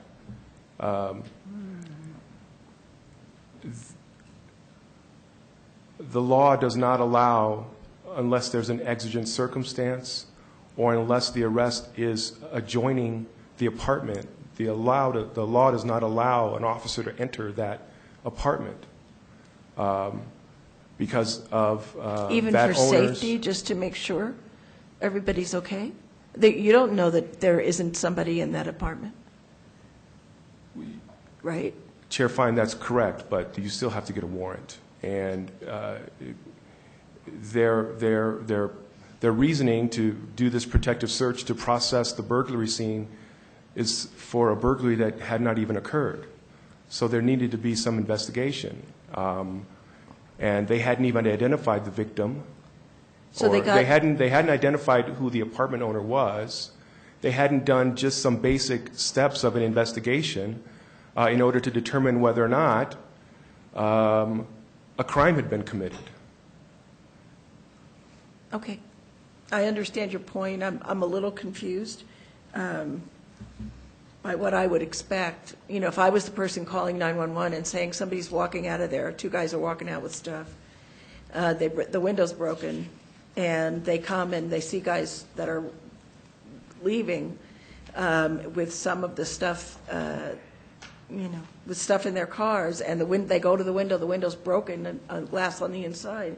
I don't know that I would, maybe this is a lawyer thing, but it sounds to me like the safe thing to do is to make sure nobody is in that apartment that's wounded or hurt in any way, or more bad guys. I don't know. I don't know the legalese of it. So those are my concerns. But I'm ready for a motion. Chair Fine, there could have been some very basic questions that they asked Mr. McCluskey, who they had detained. When you approached the apartment, did Drew break the window? Did you see him break the window? How did you see him enter? Did you see him remove plastic? And I mean, those types of basic investigatory questions that need to be asked so that you can form a basis to determine whether or not you have probable cause to determine whether or not a crime has been committed. And that simply didn't take place. Okay. Simply a sergeant is going to come on the scene and say, hey, go do a protective search. But you can't do that when you arrest somebody across the street. If they had been seen coming out of the apartment. Well, they were seen by the person who called 911. Not the officers. Not the officers. Okay. The officers did not observe that. Okay. They observed a green sedan leaving and a red pickup truck across the street. And I read it all. I'm ready for a motion. Somebody make a motion about whether you want to. I would move that we sustain the CPOA's letter, and As it's written. as it's written. Approve it as it's written. Second. Second? All those in favor? Yes. Yes. Yes. No. Okay. We're going to take a break now. When we come back, we're going to, do we have to do that break thing? Chair, fine, if you want to do the executive session while we're on break. Yes, Go through I that do. procedure now. Okay, so meeting with counsel pending litigation or personnel issues, closed discussion and possible action regarding pending litigation or personnel issues, matters subject to the attorney-client privilege pertaining to threatened or pending litigation in which the public body is or may become a participant pursuant to NMSA 1978, Section 1015(1)H7, and limited personnel matters pursuant to NMSA 1978, Section 1015(1)H2. Is that correct? That's correct, and then you just need to do a motion and a roll call vote on the Okay. motion to go into I need a executive motion. session. I motion we go into executive session. A second? All those in favor, please respond. Yes. Yes. Yes. Okay, we're going. Chair, I hate to do this. Can you roll call it? You Oh, gotta I'm vote sorry, roll individually. call. Mr. Cruz? Yes. Yes. Dr. Garcia? Joanne Fine, yes? Dave Ring, yes. Sue Brown, yes. Johnny J, yes. Okay, thank you.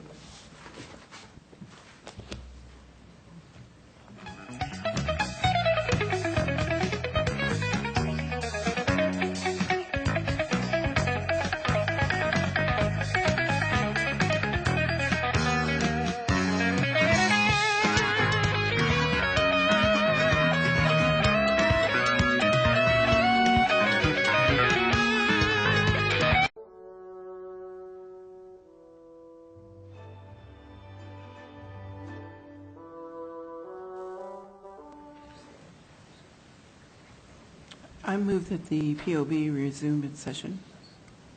Second. All those in favor, roll call? Yes. Yes. Yes? Yes. Okay. Do we have to read anything into this, Mr. Baker? Yes, Chair, fine, members of the board. The only thing you need to do is come out of executive session with a motion stating that that all that was discussed were matters subject to the attorney-client privilege related to threatened or pending litigation. That language from the agenda, and roll call coming out so that everyone confirms that was the nature of the discussion during closed session. So we have to do it over? Yes. Okay. So will someone make a motion that we are coming out of executive session only having discussed matters of attorney-client privilege and personnel matters? So moved. Second. Is that okay? Yes, and then just do the roll call out, Okay. and then you're done. Yes. Yes. Yes. Yes. Yes. I knew there was a way to do this. Okay. So we are back at, under item number 7, Judge Brack status conference. Is it the 9th of May? Chair Fine, tentatively it's scheduled for May 8th. 8th, I'm sorry. And GP wanted to know that. I wasn't sure. I told him I thought it was the 9th. But it's the 8th, May 8th, which is what day of the week? A Monday. A Monday. Okay, and the address will be sent to us about where we're going. Is it the same 500 Gold? Chair Fine, as far as I know, that's the courtroom where we'll be. But If it's not if that, it's would you not, let us we know? will let you know. Okay. And all board members are asked to come if you can. It starts what time? Do you know? I think I have it in my 9 a.m., I believe. Let's check.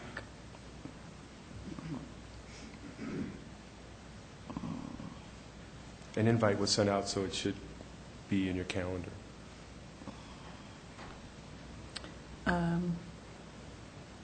It doesn't say the time here for me.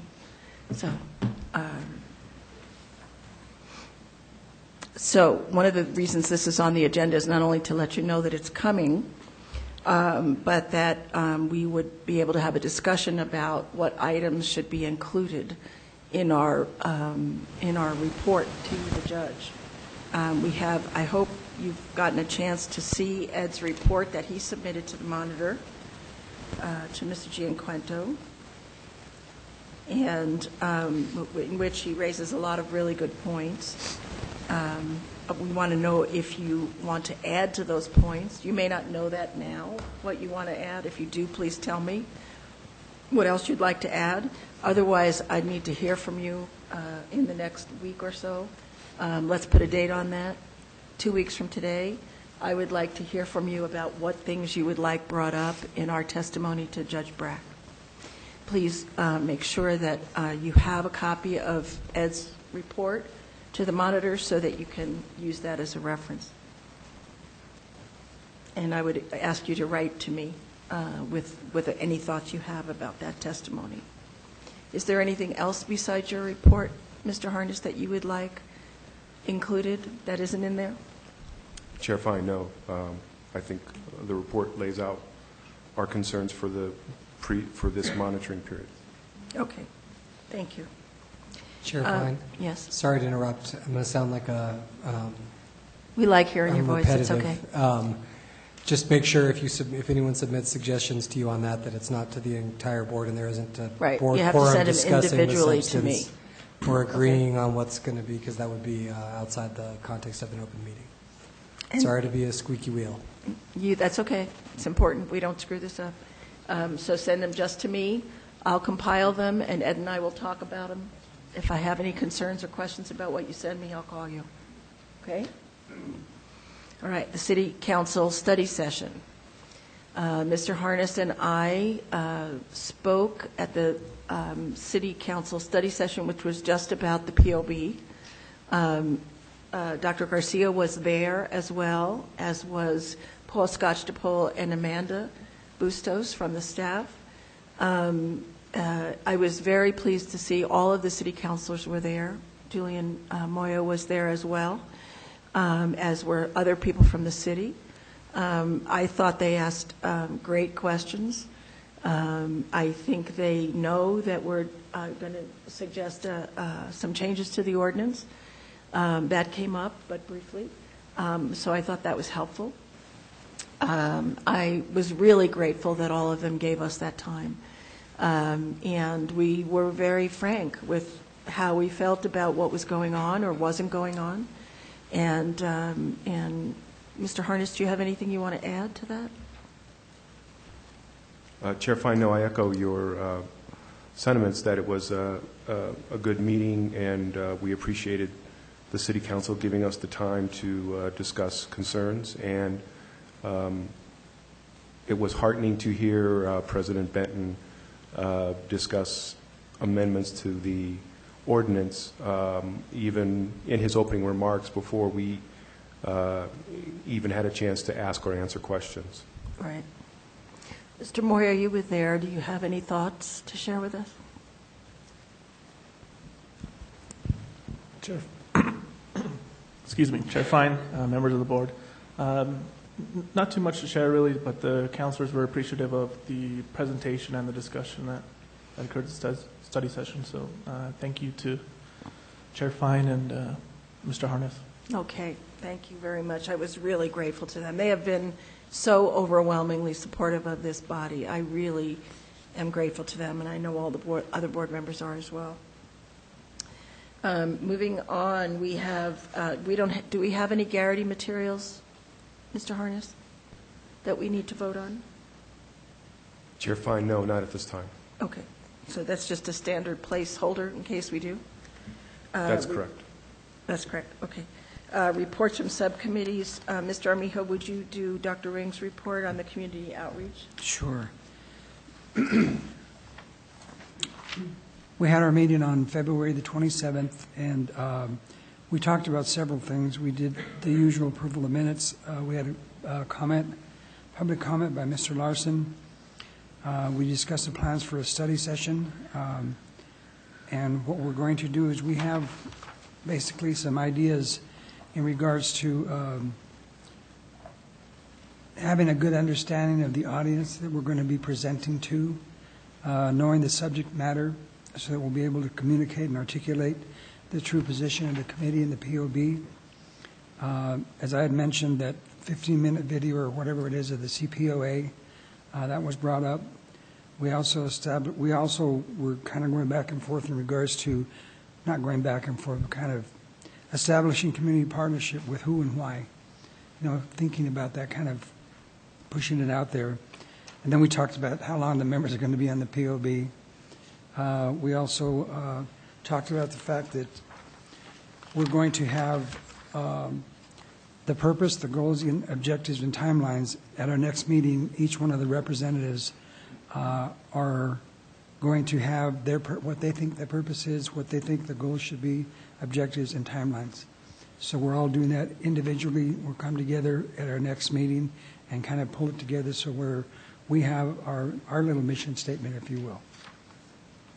I have a question Sure. about the outreach effort. I know that a good deal of time was in getting that position approved and then getting that person online for the outreach coordinator.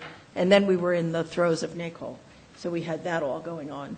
And also the CPCs. There was a lot of work going on that took Amanda's time and Mr. Harness's time as far as that's concerned. But I guess when I envision outreach, I envision it really going out into the community, meeting with neighborhood associations, meeting with community centers, getting the word out about what it is we're doing. Is that what you're talking about as far as doing? You are on point. Okay. Yes. Okay. I'm looking forward that's to exactly. that. And we talked about going to all 4 quadrants of the city, community centers, neighborhood associations, because I don't have a good enough understanding yet to present. And, I need more information. I need to be educated better. But to take that, if we have in our minds, if we have Mr. Harness with the little video, that'll open it up, and then we can start discussing, talking about what is the CPOA. That's how I do it. What is the CPOA? What is the POB? What are the duties and responsibilities? How do they interact together? What are we here for? What are we trying to do? Mm-hmm. So it's basically giving an understanding and then open for questions. But yeah, it's exactly, you're on point. Well, I think we mentioned this at the last meeting, but the OSIS course that Amanda Bustos and Mr. Harness are doing is someplace probably you can see them live doing it, but it also is possible you could set up a camera to take that video of that class that they're doing. When is that? May? Chair Fine, that's May 23rd. It's too far out, maybe. At 1:30? Say it again? It's May 23rd at 1:30 in the afternoon. That may be too far out, but I'm just saying there's going to be a live stand-up routine. Right, that's what we're talking about. Okay. Yeah, well, that's what we're talking about filming, but I'm not talking about us filming it. I'd like to see maybe city staff could do something more professional than what we could do. Oh, yeah, for sure. Yeah, Okay. for sure. No, I just meant they're going to be making that presentation. Sure. Fine. Yes, ma'am. I was wondering if there's a plan for more of the marginalized populations in our city to reach out to them. Like, for example, the bus riders would be a large group, or people that maybe show up on the corner of Central and Eubank for a food distribution on Sunday night, or Rock, which is a feeding site, a meal site. I was just wondering if you've been talking about the groups that don't frequent the usual community Absolutely centers, not. et cetera. We've Okay. not. Well, I would just That's a good point. bring Good point. that up, that Well, that's might what be we a need. We nice need that group to input. talk Sure. with, and the homeless population in general. Good point. Thank you. Is it your expectation that all of the members of the board will help in taking this show on the road, if you will? Honestly, I really haven't thought about that. This is only our second meeting, and that was only our second meeting, and we're just kind of getting ourselves together. Okay. But that's something to consider. Okay. Yeah, Absolutely. you might have to have different strategies for the marginalized people. Oh, absolutely. Yeah. Yeah. Yeah, I think that's true. Sure. And you should have access to Dr. Baca's notes. She had put together a list. So somewhere, I'm sure Mr. Harness has that information, because they were thinking about mental health groups, patient side of it, homeless. Those are populations that interact with the police on a regular basis, and issues in that group. I actually did a little presentation. There was a couple of caseworkers from UNM, and we were talking about this. And so, yeah, we're going to spread it out. Okay. But it's a matter of time. You know, we're going to get things done. But that's why we need our mission statement and our goals so we can have a strategy to follow. Okay, and Mr. Armijo, you're on the outreach committee. Are you on any other committees? No, that's it. Okay, Right now, that's all I can do. okay. And Sue, your policy, but are you on any of the other ones?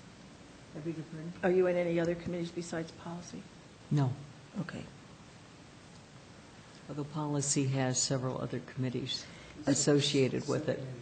Oh, yeah, I mean, okay. you know. And Eric, you're on policy, right? And you're also on the personnel committee, right? Okay, I just want to make sure I have that all down.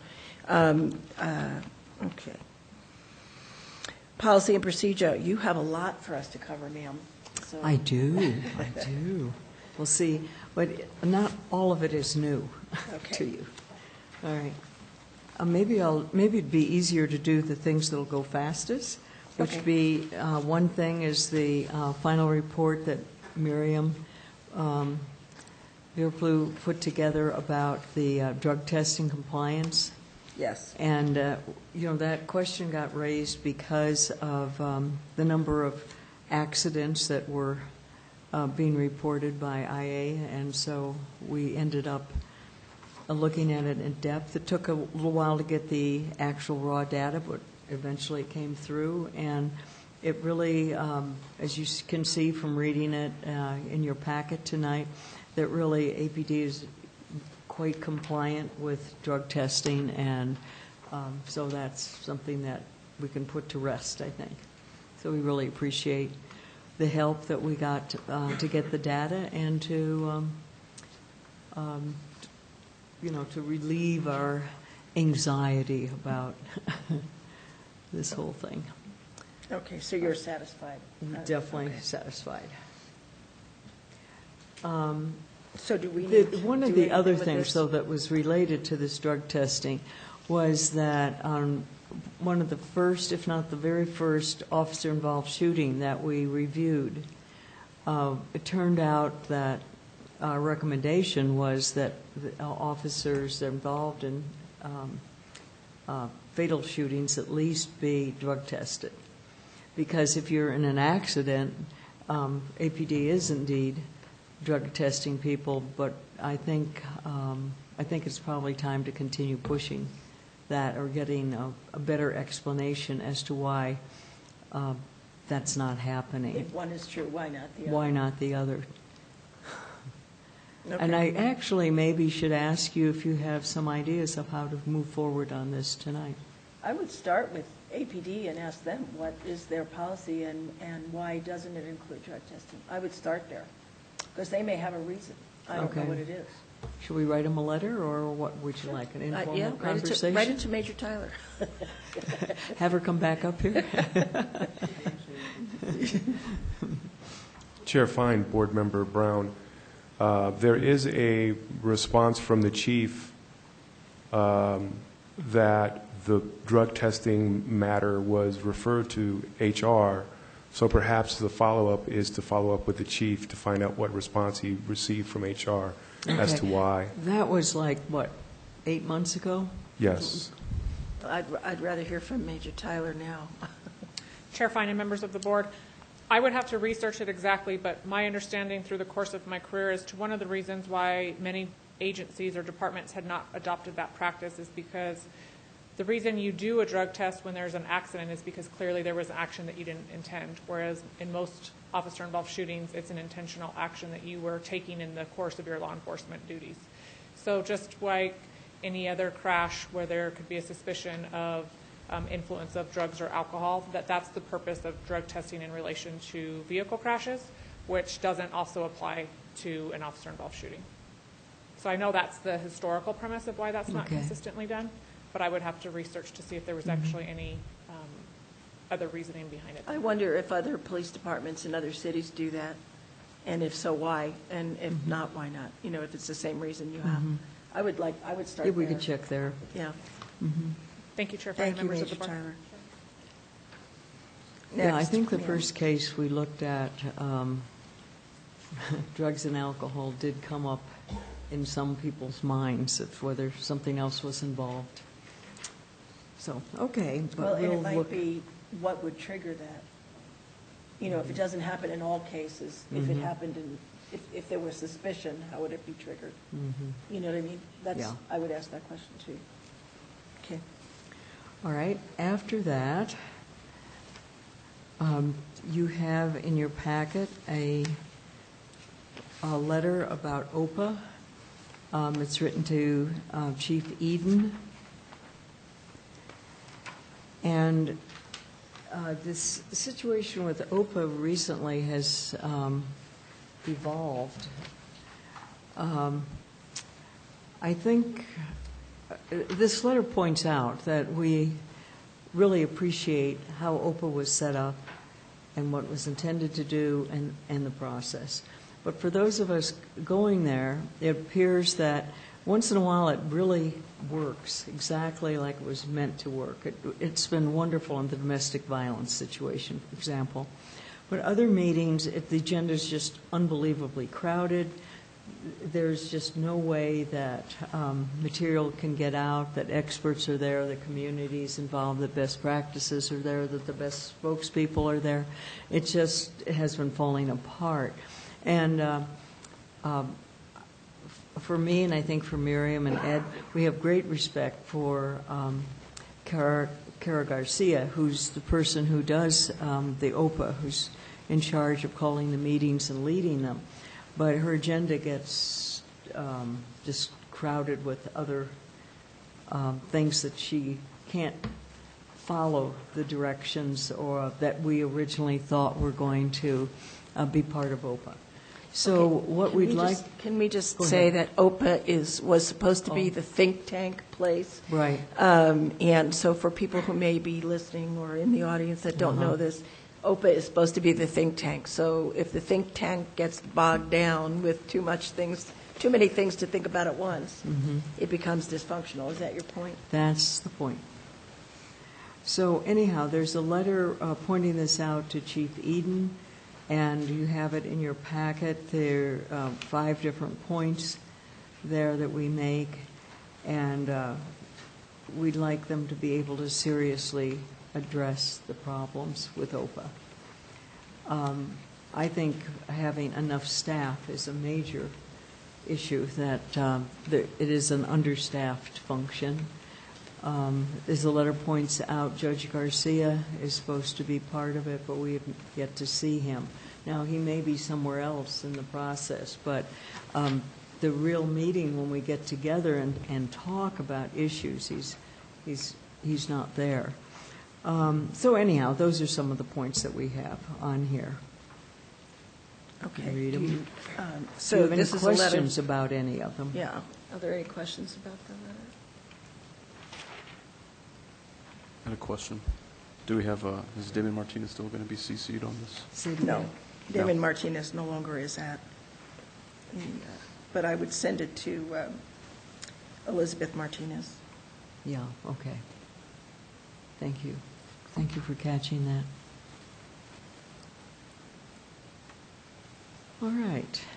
Then after that is the ordinance. Well, let's make Oh, sure sorry. that the board passes. Oh, I'm sorry. approves Thank you. of this letter. Thank you. So do we have a motion? I'd make a motion that we accept this letter to send to Chief Eden about the OPA situation.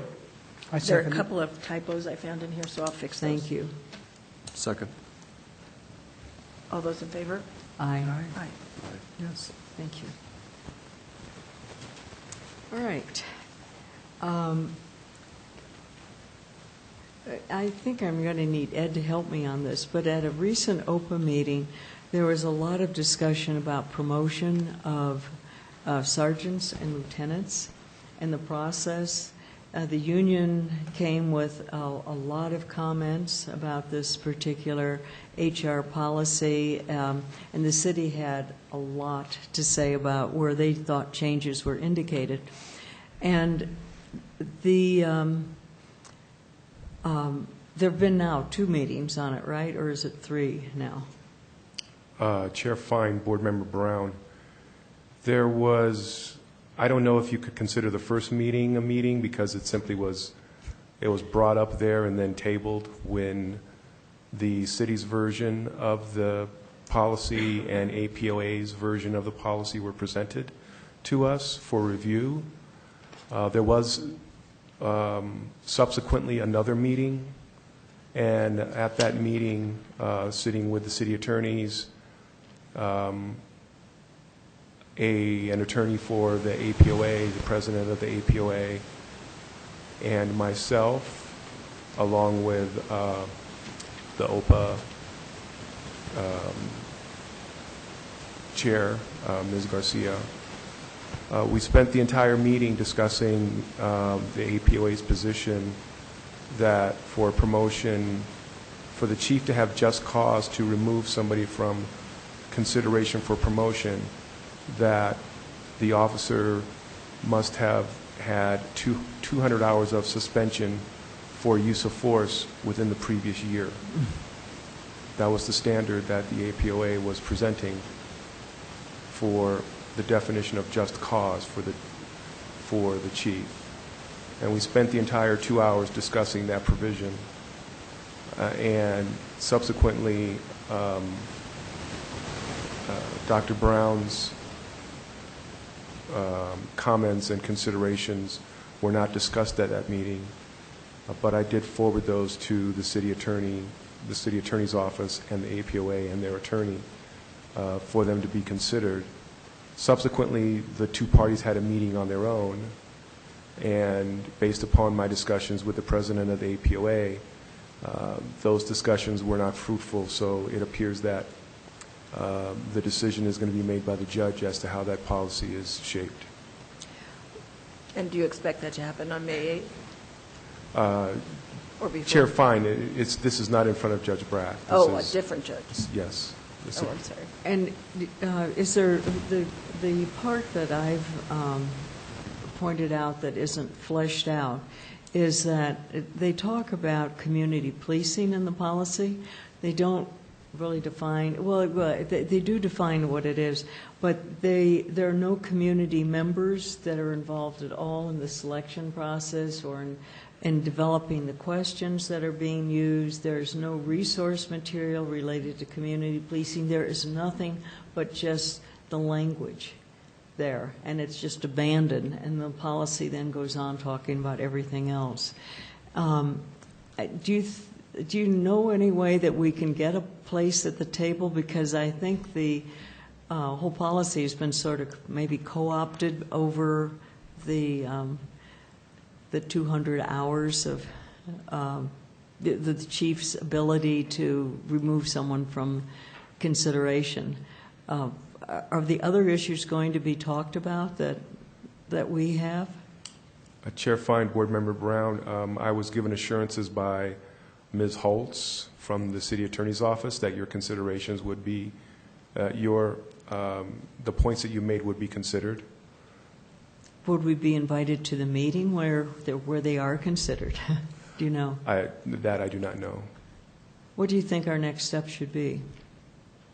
Do you have an idea? Chair Fine, Board Member Brown, I think your only outlet is to insist that it come back to OPA for consideration. The policy comes back to OPA? Yes. Okay. Is there someone else would like to speak to that? Yeah. Mr. Hernandez, do you have an idea you would like to share? Yes, Chairwoman Fine and members of the board, there are 2 suggestions that I would have when it comes to your question about how to have input onto that policy. One would be that well, 3, I guess. You could do that through the OPA meetings, or you could send a letter to me or to Ms. Holtz with your ideas. The third is that because this is a city of Albuquerque regulation as opposed to a police department standard operating procedure, it goes through a public hearing process. And so this will first go through the resolution process that all of the policies do with the Department of Justice, the APOA, and the monitor. But after that, it will need to go to public hearing. So it will be noticed for public hearing, and then there will be an open meeting where anyone can contribute comments or suggestions, and then those will be considered before a final version is prepared. So those would be a few opportunities to provide that type of input. Thank you. That's very helpful. Thank you, Jessica. You're welcome. All right. And I'm sorry, one other issue, Yeah. to address another question you had raised about when this might be resolved in terms of timing. It's my understanding that right now it's in that time period where we are supposed to the city is supposed to try to resolve objections raised by the APOA, but then it will need to go to the monitor. And then the monitor will have the 15-day period in the settlement agreement to resolve those disagreements. And if he approves the policy, then it will be for the APOA to raise objections with Judge Brack. And then it would be in Judge Brack's court to decide how to rule on those objections. But as far as it may get to Judge Brack, I may be able to get that answer while we're sitting here, but I think that if it's with us right now for resolution, that is a 15-day period. I just don't know where we are in the 15 days. And then it goes back to Dr. Ginger for a 15-day resolution period with him. So we might write a letter to Ms. Holtz or Ms. Hernandez and copy Dr. Ginger so he knows our position on there too, when that would work. Okay?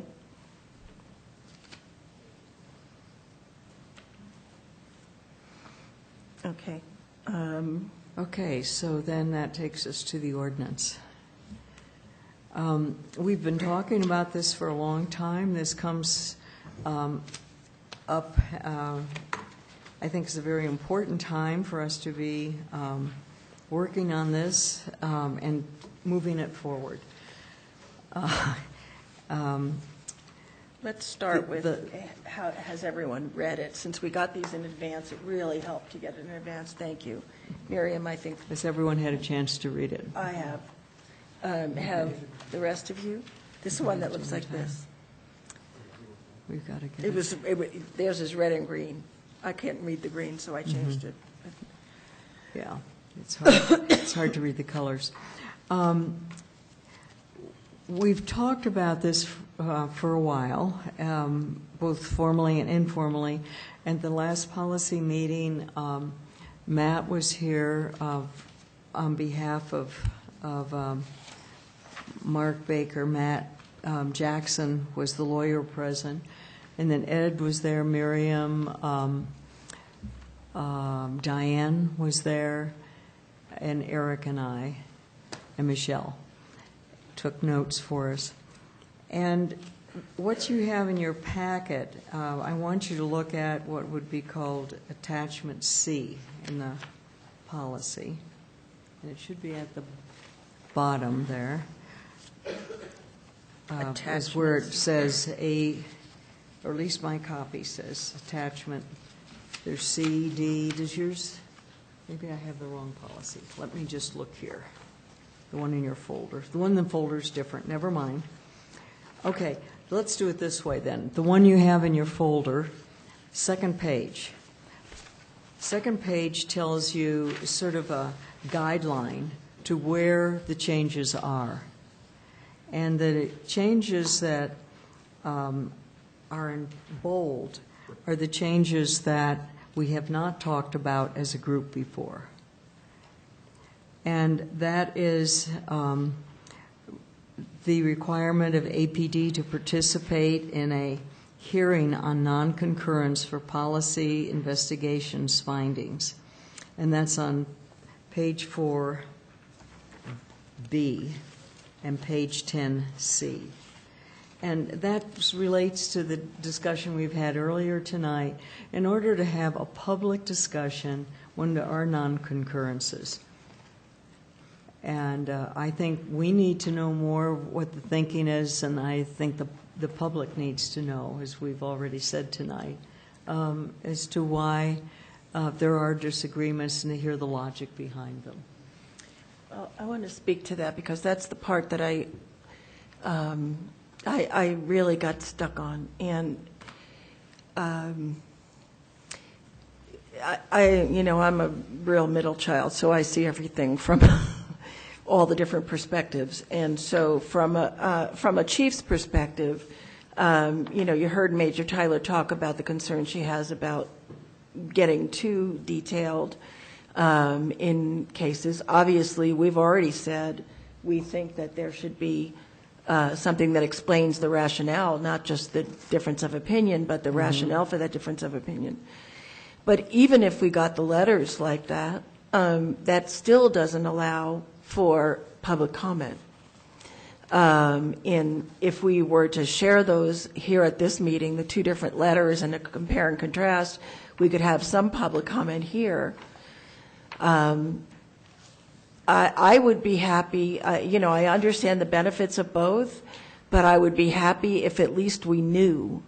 I don't know if it's reasonable to assume that the chief himself is going to come and tell us his rationale in a public forum.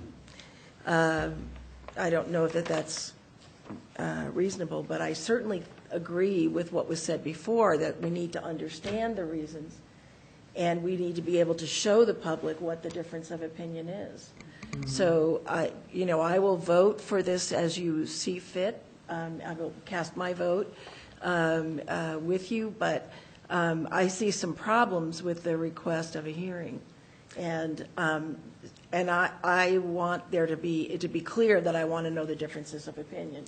Okay. But I don't know that a hearing is a logical next step. If we got the letters, would that preclude that actually said why there was a difference of opinion? Would that be enough? Well, it says here that we can decide. It says may. Oh, okay. So it says that the POB may conduct a hearing requiring the chief or his designee. Okay. So we tried to make it, how do you say it, workable. Yeah. That's the right word. Thanks, Yeah. Johnny. Yeah. So that was that one that's a problem, and then not a problem, but it's a bigger change than than the other things we've been talking about previously. And the other one is the change allowing POB to have subpoena power. And the reason for this is that this had been in place in the agency that we have replaced, yeah. And it's not like the subpoena power is already in the ordinance for audits. But the subpoena power for things like videos from banks, maybe, that the bank has a policy that they will not give out their video unless there's a subpoena. Or it could be for a 7-Eleven or other convenience store. There would be a policy. Any business could have that. A business of any sort might come up with that. And a third one would be for telephone records, that they will not release them unless there's a subpoena. So go ahead. I wonder if that means that I'm sure the police can subpoena it, but if the police choose not to, could we subpoena it? That's the question. That's what we'd like to be able to do. Maybe it's something that we in our review of the case feel would be very helpful. Well, I wonder what if let's say the police department does subpoena the records for a bank, let's say the video, can they release it to us to see it as part of the evidence? No, I don't know. Or does that require another subpoena? I don't know the answer to that question. So having subpoena power works for us. Worked for us. It assures we could get access to information. In talking to our investigators, in the last 10 years, they think that we've only had 5 or 6 occasions where we've needed subpoena power like that this. The POC had? The POC which preceded us. So it's not like something that we need frequently, but when we need it, we need it. And so that's why it's been added. Like insurance. Insurance, yeah. Well, it means that we have access to all the information we need to make a fair right. decision. Yeah. Okay. And then the other things that are in here we've already talked about. Maybe there's a word that got changed here and there, but there's nothing major. Okay. And if you have any questions from reading it, please ask me. I'll give you my typos. Give me typos, absolutely. Yes, sir. Chair, fine members of the board, on the subpoena issue, I went back through the settlement agreement to see what it said on that question. And paragraph 283 reads, "The city shall grant the agency the authority to subpoena such documents and witnesses as may be necessary to carry out the agency functions identified in this agreement." Okay. So the settlement agreement calls for the agency to have subpoena power relevant to the functions spelled out in the settlement agreement. How would this affect our, for example, we have not been able to follow up on a complaint from a civilian if the police officer has retired. If we had subpoena power, because he's no longer an APD person, he's not an employee. So if we had subpoena power, could we subpoena that person? Chair, fine members of the board, I think that would require a pretty close read to determine where the jurisdiction of the agency stops. I mean, I would have to look at that, because the question is, I've never had to answer, is setting aside the practical difficulties of investigating someone who's no longer with the department. I haven't been asked to parse out, or at least I don't recall sitting here right now, whether the jurisdiction extends to former employees. Yeah, I'm just concerned because somebody complains to us and that person's retired. We can't answer their questions because we can't do an investigation. Correct. So it just popped into my head. I'm sorry. So I think it would depend on if you were looking at it, maybe, if it was just to investigate the individual complaint, then that would be one question. If it was to investigate the issue in the context of looking at the department's overall performance, that could be a different question. So I don't think there's an easy answer to how those two would interact. I do think, though, that the basis for adding back in additional language beyond just in the context of an audit is well set out in the settlement agreement. Well, and to get a subpoena, you have to make a case that says this is a legitimate request, right, to get a subpoena. If it's challenged, then you'd end up in district court having to enforce it. Right. Okay. Do I hear a motion? Are we ready to discuss this more, or are we done? I make a motion to approve.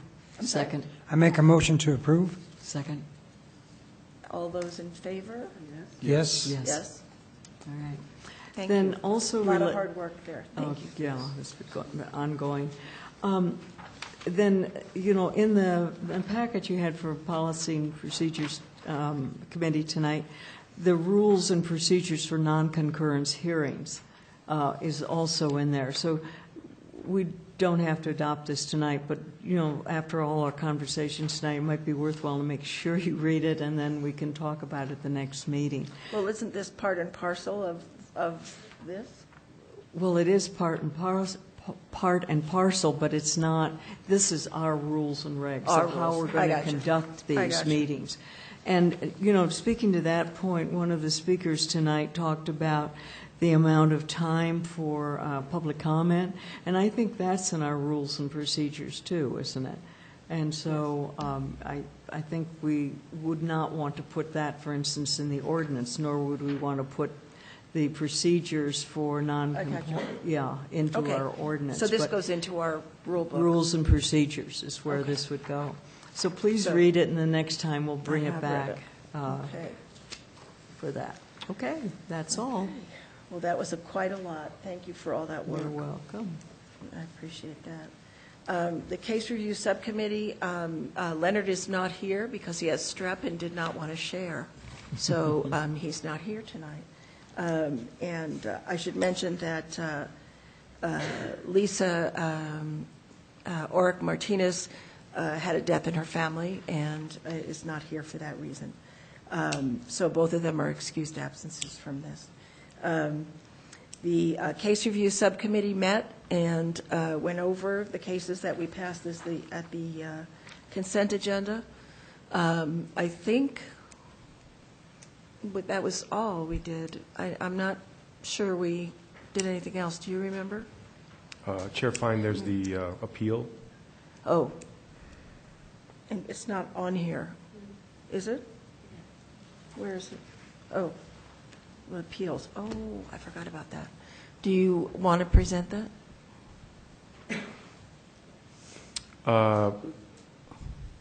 Well, Chair Fine, this is the letter that the committee decided that they would not grant the appeal, but they directed the agency to issue a clarifying letter so that the opinion expressed in the letter is clarified as that of the officer and not of the CPOA investigator. Okay, I do remember now. Thank you. I can't believe I forgot that. But, yeah, we felt like the letter could have been more clear to the person than what the letter she received. And we talked to the staff person, and we got clarification for ourselves and asked that the letter be rewritten, person be recontacted, and explain the part that was unclear to us. So, and the staff member did that. Is that correct? Chair Fine, we have not done that yet because the board has not ruled on it. Okay. So we are not granting the appeal. And because we felt like there was not a reason to appeal, but there was a reason for clarification of the letter. And so that's what we decided to do instead. So there's, do you accept this appeal as I've explained it to you? That's my motion. Can I make a motion? Help me out here, guys. I'm tired. I move that we accept. Thank you, God. The Help you. rewritten letter and the denial of the appeal. Okay. Thank you. Somebody second. Somebody second. Second? Okay. All those in favor? Yes. Aye. Okay. Thank you. All right. Reports from city staff. APD. Hello, Lieutenant. Chair Fine, honorable board members. Good evening. For the month of February, APD dispatch received 39,054 calls for service. Internal cases for that month, IA received 5. All of those were assigned to internal affairs for investigation. We had no cases administratively closed, no cases mediated. Total internal cases completed for the month of February were 8. 6 of those were completed by the internal affairs section, and 2 of those were completed by the area commands. Discipline imposed for those cases: 1 verbal reprimand and 3 letters of reprimand. The allegations involved in those cases involved 2-22, which is carrying and handling of firearms. We had 3 for conduct, 1 for employee absence, 1 for firearm discharge, 1 for canine unit responsibility, 1 for procedure, which involved handling of department property, 3 for use of force, and 2 for use of on-body recording device. We received 23 vehicle crashes. 16 of those are pending the crash review board. 4 of those have been closed and were determined to be preventable accidents. We distributed 15 early intervention system alerts, and pending cases for the month of February were 5. And I stand for any questions. I have a question, and I discussed this briefly with Major Tyler. I think there's a big question here in the community about, with varying perceptions people have on how many outliers there are in the employee pool of officers. So there are some of us who believe that all police officers are outliers. They're all cowboys. They all do that. There are those of us who believe none of that is true. 100% of the officers are right on all the time. And most of us are somewhere in the middle. My question to the department is, what is your system for finding out which police officers are outliers to what you would have be the main frame of constitutional policing? People who are outside of that norm. how do you find them? I know the EIS system is one of them, but I noticed in Director Harness's report to the monitoring team, 2 of the officers that he found that were repeat frequent flyers, if you will, were not in the EIS system at all. And so that is concerning, and I think it's something we need to understand as a board. We need to understand, how do you identify those people? What systems do you have in place? And how do you handle it once you find them? You know, every employee group has people that shouldn't be there in some number. So every company has a way to document that and to identify that and to get rid of those people. How do you do that at the Albuquerque Police Department? And Major Tyler said she would answer that. Thank you, Chair Fine and members of the board. Part of the reform process has been adding additional layers of accountability within the department. And so there are multiple processes and mechanisms which supervisors now have as tools to use to help identify problem officers. So as you mentioned, EIS is one of those. We also added new software which allows the technology and record keeping to be at the sergeant's fingertips. And so now it's a matter of making sure that the sergeants are utilizing the information that's available to them to identify officers if there are those problem officers. We have an EIA Pro, which is a dashboard system which allows supervisors to look at information on a daily basis that tracks different mechanisms that would feed into the EIS system. Also, we have, I think, a lot better record keeping as far as tracking discipline on our officers that's available to the supervisors if they move through, if they move area commands at a bid. Now those supervisors have that information at their fingertips versus having to pull up an IA card or go visit IA. So all of those things have made that information more available to supervisors, which will help with that. Obviously, in some situations, it might be, okay, well, this person maybe has a misunderstanding of how to apply the policy, or maybe they misunderstood training that they received. So supervisors have different tools, whether it's retraining, discipline, progressive discipline, to try to correct behavior. Ultimately, as you guys are all aware, sometimes the department will go through progressive discipline to the point where there is termination on an employee. After that point, it's out of our hands as to what holds or if that termination holds. So we are working diligently on ensuring that we identify these officers if they do exist and when they do exist, and making sure that appropriate action is taken. I have a question about that, because clearly we've all seen the newspaper. We know that it was a police officer who was fired, the department was forced to take back because of the personnel board. Now that's very confusing to me, because that is a political entity. Those are people named in a political way. So does that apply, first of all, does that apply to all city employees, that the personnel board has that ability? I believe it does. Chair Fine, yes, I believe it does. And do you see any reason why the police department should be separate from that rule? It seems to me that, the chief needs to be able to fire the people that are outliers, that should be out. And certainly not every city employee carries a gun. So, I would think that would be a different standard, but yet it's not. So why is that, and how does that work in other police departments? Chair Fine and members of the board, in my previous experience, we did not have such entities. However, with the city, I believe it's one of those things that's a check, it serves as a check and balance. And obviously, all of the time, that doesn't work in the favor that maybe people want it to work in. So I know it's something that the city is looking at. I know that the chief stated very strongly that he didn't agree with the board's finding in that case, and we'll deal with those cases on a case-by-case basis. Well, it's disquieting, I think, to members of the community who are concerned. A, how do you find them? And B, when you find them, do they really stay gone? How do you get them gone? And if not, I mean, the supposition is that the union keeps them, you can't get rid of bad apples, and what's been your experience either at BCSO or here in terms of the ability to get rid of bad apples? I'm confident that, our Chair Fine and members of the board, I'm confident that internally, if a bad apple, so to speak, is identified, that the chief will take appropriate action and the city will support us in such action. Obviously, we are much more concerned with quality versus quantity, and we only want good officers to be out there serving our community. Okay.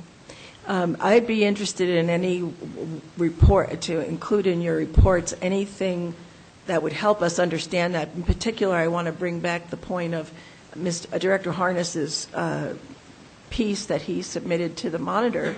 That said there were 2 officers who were repeat offenders and were not in the EIS system and obviously are still on the force. So when we see stuff like that, what should happen? What got missed? What happened? Chair Fine and members of the board, at that time we were going through obviously a lot of changes with the policy, how things were being reported.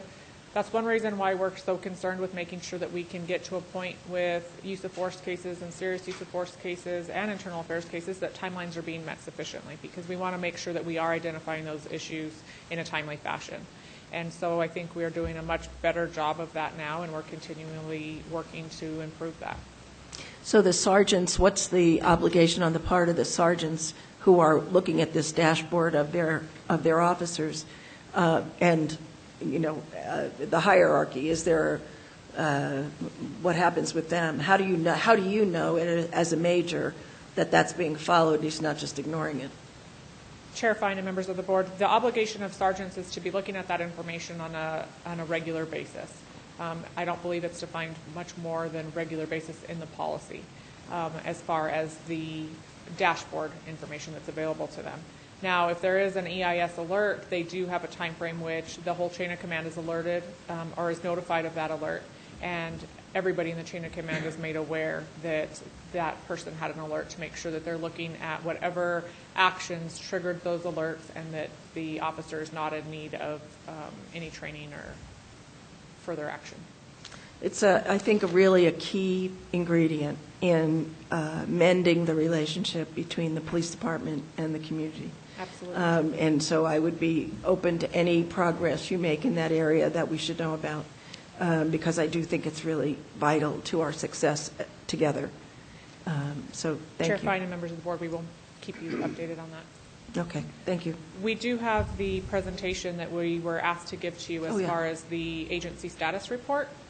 So let me just see if I can get this up on the screen. Madam Chair, after that, I have a question. The Major? Major Tyler? Yes, Chair Fine and Board Member Arvijo. In regards to the EIS, I finally got it. I wrote it down 3 times here. So a person, an officer is identified. It comes to the EIS. Then the sergeant is the one who counsels that person. And is that done daily? Is that they do it every month? Is there a report that's generated? Chair Fine and Board Member Armijo, yes, when a EIS alert is generated, it is filtered down to the sergeant through the chain of command. And the sergeant has to sit down with that officer, review the items that generated the alert, and then do a report up the chain of command as to whether any further action is required. So oftentimes you might just have a combination of incidents that don't require further action. But whether action is required or action is not required, that sergeant is tasked with doing a report to the chain of command, and the commanders provide that back to internal affairs for record keeping. It is important to note that the EIS system, or the early intervention system, is not a disciplinary system. It is merely an information sharing system to better inform supervisors so that they can be aware of their employees' behavior. It's to help improve performance and identify issues early before misconduct occurs. So that is the main principle for the early intervention system. And there's the potential for one situation with an officer involved that could shoot up 4 or 5 different EIS reports on that one officer for one incident? So one incident in itself won't generate multiple things for an officer, but, well, I guess it could. If they say, for example, we're in an officer-involved shooting, that separate incident would trigger one, as well as once the administrative investigation is opened on it, that would be a separate incident. So there are some times where one incident or one action could generate multiple different triggers within the system. And that's why they have to be closely reviewed both internally by internal affairs before they send them out and by the supervisor to make sure that it is an actual pattern. We're looking for a pattern of behavior that might be concerning. Right. Are there any other questions for Major Tyler before she goes on to her report? Did you want to? I was going to do this presentation, but Yeah. we're having some technical difficulties, so. If you get this to work, it'll be the first time I've ever seen it work. I'm impressed already. Look at this. It's a blue screen. No, it'll come back. She'll get it.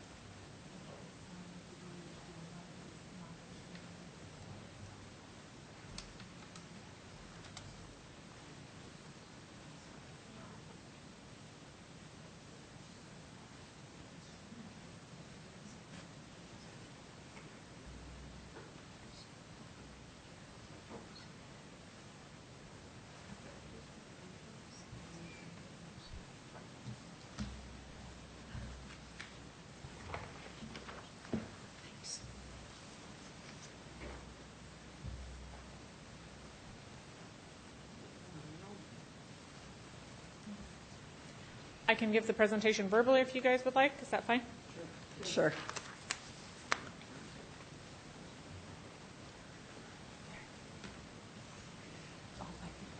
So this presentation is a presentation that we have been giving around the city to our CPCs. Yay!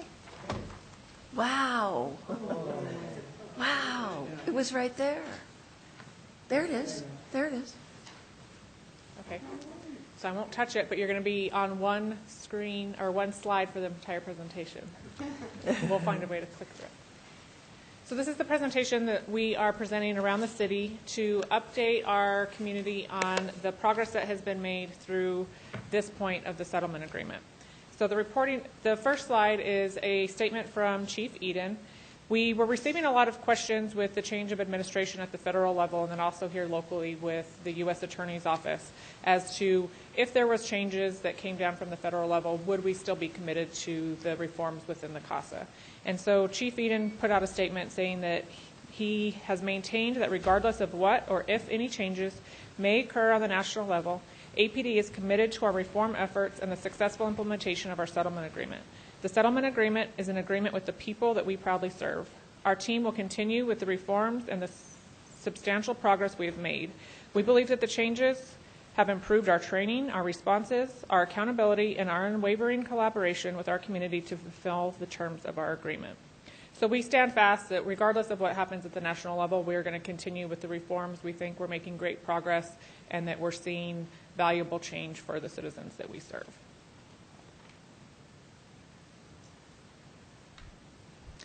So the reporting period that this progress report covers is from August of 2016 to January of 2017. This is always a little bit difficult of a concept, I think, for our community to understand because the reporting is delayed. So we're giving you our progress report now. The monitor won't provide their report until, won't be available till May.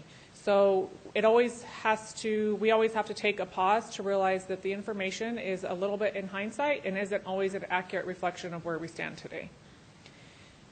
But during this reporting period, we met all of the CASA deadlines for policies and for training. We're now in the operational phase of the settlement agreement, and the 37 new policies that were approved are currently being reviewed. So our whole use of force policy suite is now under the 6-month review and is being very close to being finalized.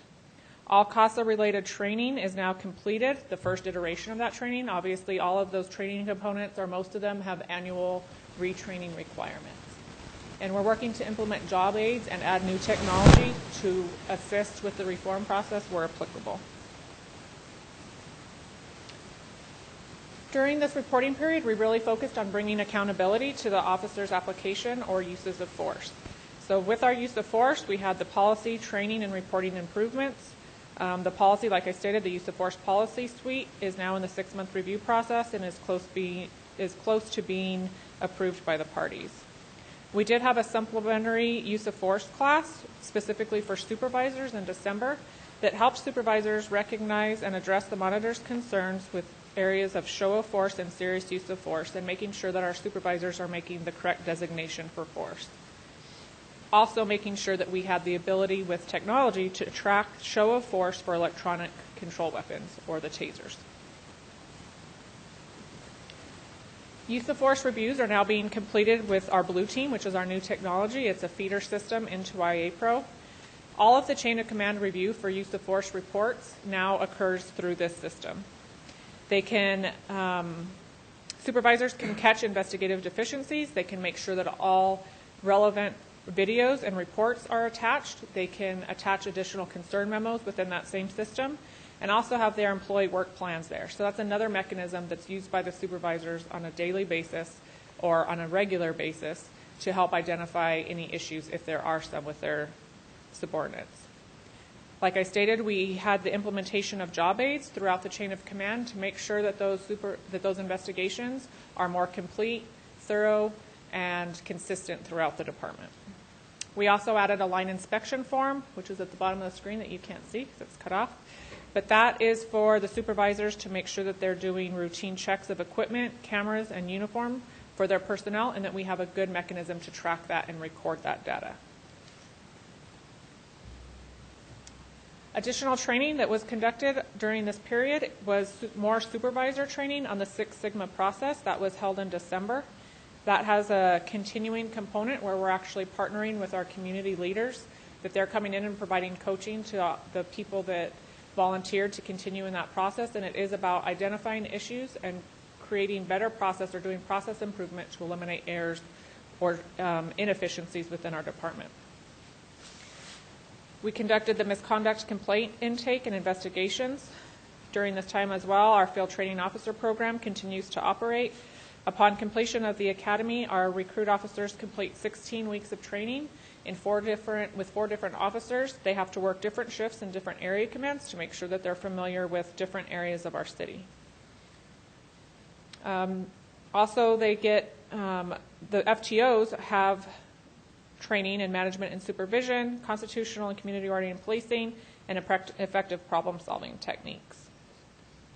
Our FTOs, when they're actually out on the FTO program, are graded on making sure that they're meeting APD core values. We were able to change our system to actually put a component on their daily observation report that ensures that their training officer and that recruit officer are discussing what those core values are, so that that's reiterated on a continual basis with our officers, with our new officers.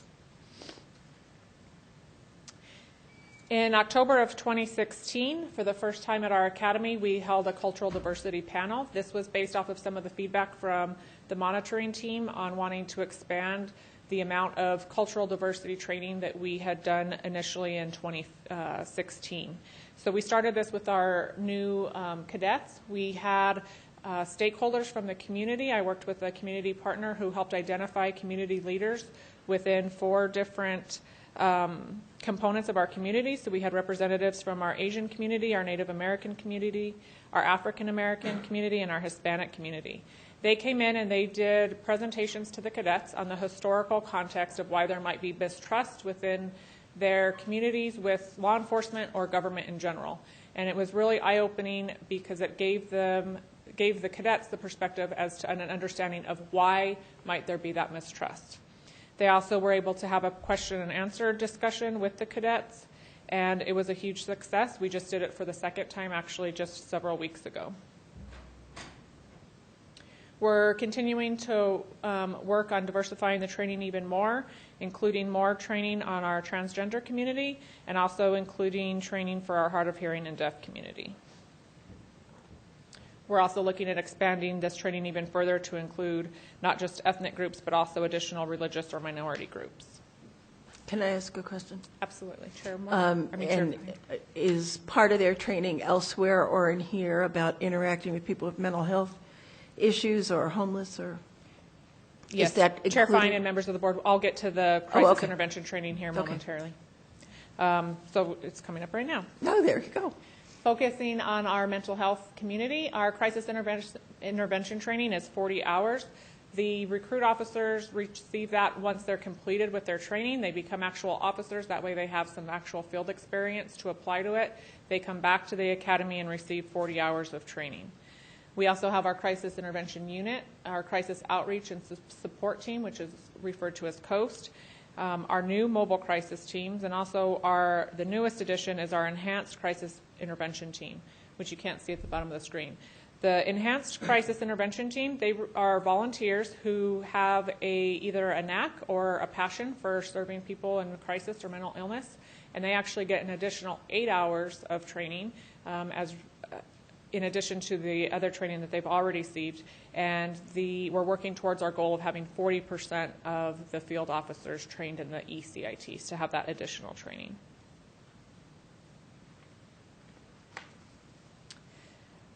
Continuing on with the mental health, our Independent Mental Health Response Advisory Committee, or MRAC, they provide guidance to the city and the department. There's members from all walks of life, including providers, police, the court system, advocates, family members, and consumers. They help review policy, training, outcomes, and also just have very good discussions about things. So that group meets quite frequently, and although it was a difficult thing to get off the ground, I think they're much more organized now, and I hear a lot of good things coming from MRAC. So looking back at some of our data from 2016, I know you guys it might be hard to read the words on the graph, but this is CIT-related reports or calls for service from January to October of 2016. During that time frame, we had 2,064 CIT-related reports. Out of those, this is a graph showing the big red portion shows that those patients were taken to the hospital. So that shows the jail diversion program, that they're actually getting taken to the hospital for services and not going to jail. 9% or 9.16%, which is the brown area shaded, is where they didn't have any transport at all. So they were able to resolve the situation there at scene. There wasn't an arrest made, or they didn't need to be transported to the hospital. The green portion was or that the reports are in process. So again, they were probably referred to our crisis intervention team for further resources or to keep an eye on them. Maybe it was a one-time thing, and we'll just keep their information on hand so that if we deal with them in the future, we'll have some background information on them. 2.76%, the light blue area, is the percentage of those crisis calls that involve suicidal subjects. And the dark blue is the actual arrests that were made, which was 1.65%, I believe. And then 0.15% had other types of services provided. So as you can see, a very small percentage of the calls that have to do with people in crisis end up with an arrest. Quick question. In regards to the mental health, the crisis intervention, are there clinicians, actual mental health clinicians that staff that? Or are in that? Chair Fine and Board Member Armijo, there are for our COAST team and also for our mental health crisis teams, our mobile crisis teams, they will be staffed with mental health clinicians. Each time they go out? Yes, but officers are not always partnered with a clinician. So it's only if there's a response from the mobile health crisis team or COAST has clinicians with it. If it's a normal crisis call, there's not going to be a clinician there on all of those calls. Okay, thank you. Albuquerque Police Department is the first department I ever heard of that had a psychiatrist on retainer. That's first time ever I've ever heard of that. Oh, he is indeed. Out of the 2,064 crisis-related reports or calls for service between January and October, only 6 of those resulted in some type of force used. So that turns out to be a fraction of 1%. So I think that's a really remarkable number because it's a much smaller percent than I think anybody probably believed was occurring. And so now that we are tracking this data, we are able to see that, in fact, out of all of those calls, only 6 of them resulted in having to use some type of force. And what percentage of those would be SWAT cases? I mean, I know there's been a dramatic decrease in any kind of force with the SWAT, that they've been very successful in reducing the incidences of force. So what percentage of that overall thing would have been SWAT? Chair Fine and members of the board, I don't believe that the SWAT activations were broken out of that, so I would have to get that data for you separately. I could be happy to bring that to you next time. I know that the amount of SWAT activations that resulted in any type of force was a very small number during 2016. And out of those, I would have to look to see how many of them were involving somebody in crisis or with mental health. I'd be curious to know how many of the officer-involved shootings were SWAT-related in the first place. But certainly there's been a dramatic improvement in that, in the tools they use to create nonviolent resolution. It's amazing. Chair Fine and members of the board, moving on to staffing. We increased our graduation rate from the academy by more than 400% from 2010 to 2016. In 2016, we were able to either hire or graduate 93 recruits, which was the highest number in more than a decade. Staffing plan was published in June of 2016. The police and community together teams, our PAC teams, are being built up as we speak in the different area commands. Those are comprised of a lieutenant, a sergeant, and detectives. Our current numbers of sworn personnel, again, it's cut off at the bottom, but we have 844 total sworn. Again, we're allotted for 1,000. Out of that 844, more than half of those, 488, are assigned to field services. That number of 488 does include our sergeants and our lieutenants. On the PAC teams, I've just read about that in the journal. What is that? What do they do? Chair Fine and members of the board, the PAC teams are designed to build partnerships within the community, have good communication within the specific area commands, and they have to actually give a commitment to stay in that specific area command so that they can learn about that community, know exactly what issues that specific area command is having, so that it's more of a partnership with solving the problems within that area command with the community partners. How is it different from the CPCs?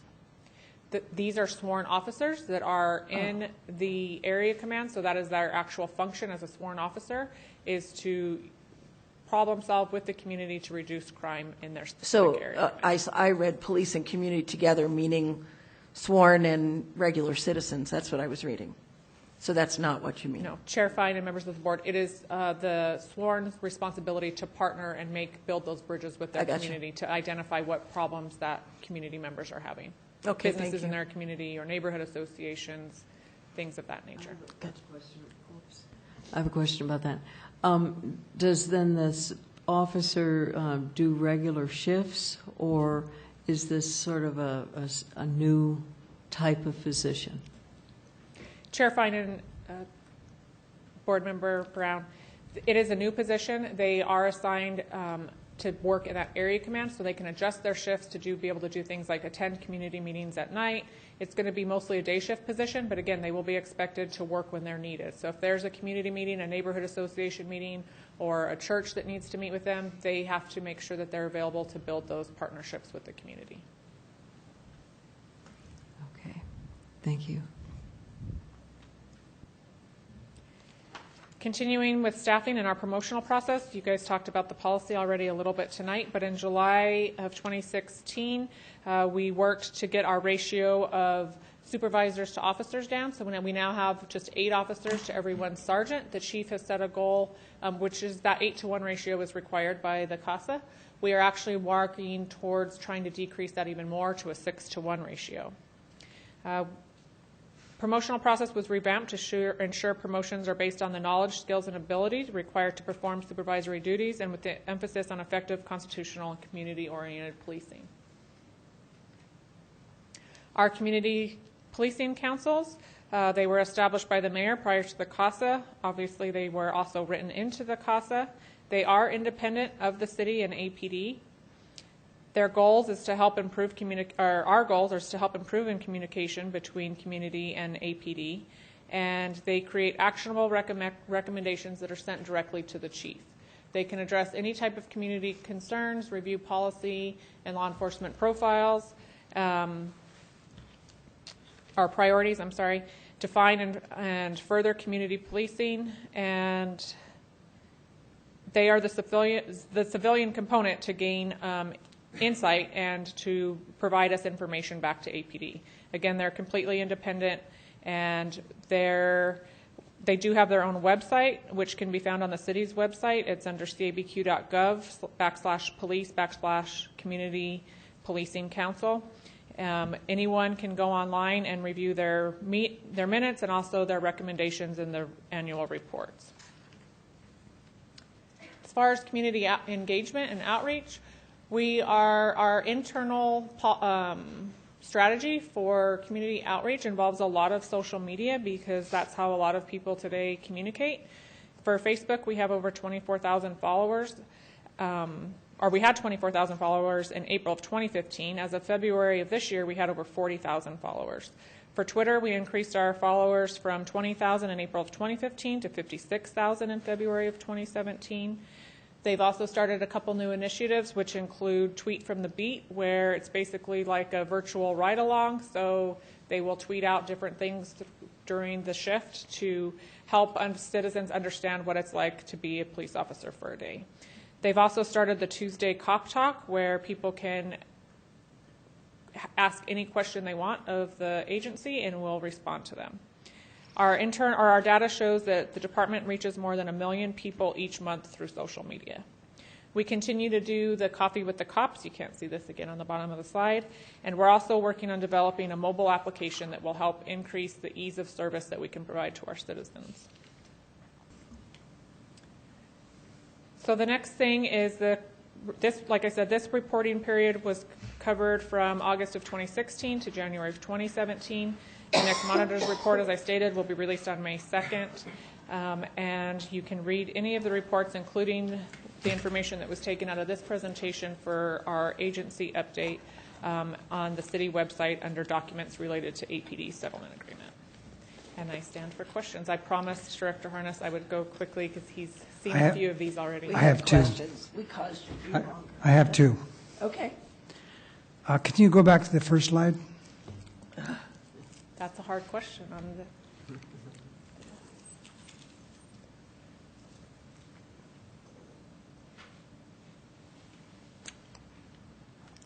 I don't see the CPOA. I don't see the POB in there. Chair Fine and Board Member Armijo, this first slide is actually just a statement from the chief in relation to questions we were receiving from the media about continuing the reform process. Okay, that's my first question. My second question is the same. I don't see us anywhere in there. Part of our outreach committee, you're talking about this as the presentation to the city people, the citizens for outreach. It would be tremendously helpful to have the CPOA, not only helpful, it should be respected as such, to have the CPOA and the POB in this presentation. Chair Fine and Board Member Armijo, your point's very well taken, and I appreciate your perspective on that, and I agree with you. Thank you. Anybody else have any questions about this? Thank you. Thank you, Chair Fine and members of the board.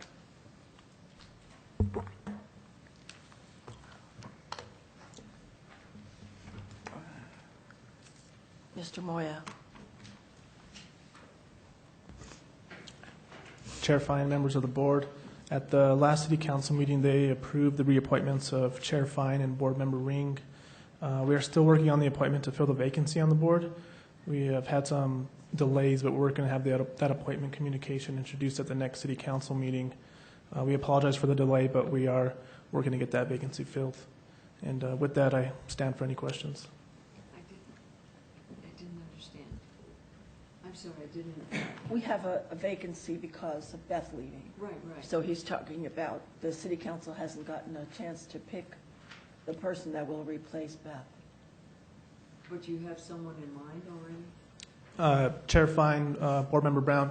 Yeah, last summer when we opened the application process again, we have a list of about 48 people that applied and met the minimum qualifications.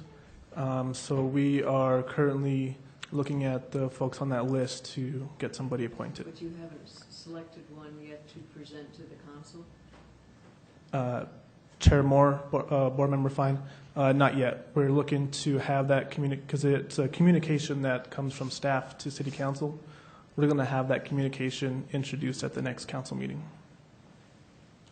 That's a lot of months because, yeah, we knew that chairperson. Oh, I'm sorry. We knew that Chair Moore was leaving Is there any way to get ahead of the game in the future? It seems like a very long time to me. Chair Moore, I'm sorry, Chair Fine, Board Member Brown. Yeah, we apologize for the delay. The thing that we have to, by ordinance, do is look at all the different demographics of the city and make sure that it's all balanced by geographic, gender, ethnic diversity, and sometimes those pieces don't quite fit perfectly, and so we as the selection committee have to have some conversations about how we're going to address and answer all of those qualifications that we're required to by ordinance. And sometimes when we ask candidates if they are still interested, sometimes they say no. And then we kind of have to come back to the drawing board and look back at all those requirements and look back at the list that we have and make sure that we are appointing candidates that fit well in all those categories. Mm-hmm. Okay. Thank you. It's hard to know who to line up, in the batting cage, the warm-up spot, because they don't know who's leaving. So if they have to balance all the things he's talking about, But they knew can't that, do it in advance. but they've known that Chairperson Moore was leaving, for example. Oh, I know. I'm That's just my saying point. that, can we get ahead of the game? Yeah, that's my question. Yeah, but I'm saying you can't because you don't know who's leaving next. I understand what you're saying, but I also understand what he's saying. I am a middle child, is the way it is. Yeah, I understand what you're saying. Okay. Is that all, sir? Does anybody have any questions for Julian? City Attorney's Office?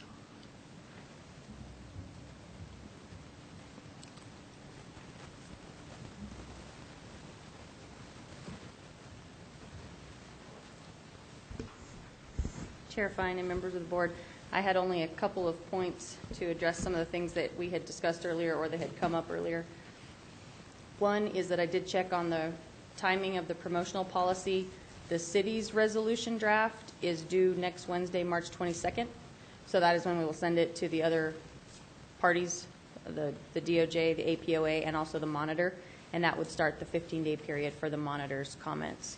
So if you do have suggestions, I would request that they come as quickly as possible. If there is time, we could try to address some of them before the 22nd.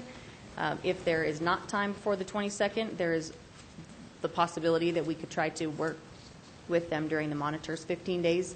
It gets a little more challenging during those 15 days because then there are just overlapping issues instead of just letting him resolve what is presented to him. So should the comments go to you or to whom? Who in the city then, if it's not you?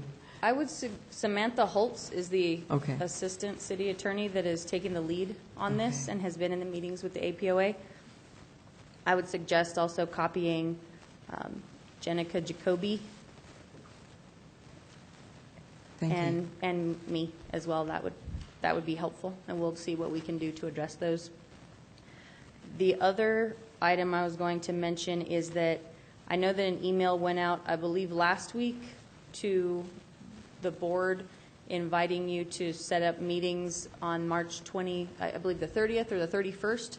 The parties have set up times or blocked off times to meet with various groups and stakeholders to address any concerns or issues that any of those groups want to address, the way that we did before the last hearing. The next hearing is scheduled for May 8th, as you know, and so we would like to meet with amici groups and stakeholders like the board before then. And I believe that the 30th and 31st of March is when we had blocked off time to suggest to have those meetings if there is a time that works for the board. And today's the 16th, so I will amend the 2 weeks I gave you to get your comments about what we should bring up, because we need it for that meeting. So you have now a week from today to get me that stuff. So I can talk to Ed about it, and we can get ready for that meeting. We will be there. Okay. Excellent. That is all. Thank you very much. From the City Attorney's Office. Thank you. Thank you. Mr. Harness. Chair Fine, fellow board members. Excuse me. In my last report, I neglected to report on the cert cases that had been before the Force Review Board in the month of January. There were 5 cases, and of those 5 cases, there were 2 that I had concerns with. One was actually a concurrence that the case was going to be referred to Internal Affairs for an investigation. And the second was concerns regarding the detective for an extended period of time not uploading his video properly so that it was accessible. The fact that the detective used a Garrity statement in his police reports. The fact that the officer hand wrote in a charge on his charging documents. And I also had concerns that there was an officer that wasn't interviewed as a part of the investigation. And I had some overall concerns about the veracity of the officer in this case.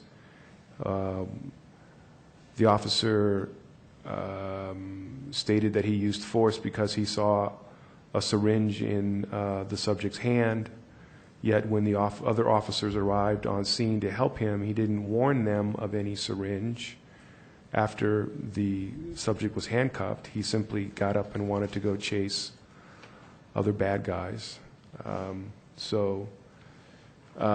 The Force Review Board decided that this case, in fact, warranted further investigation, so that's the process that was undertaken for that case as well.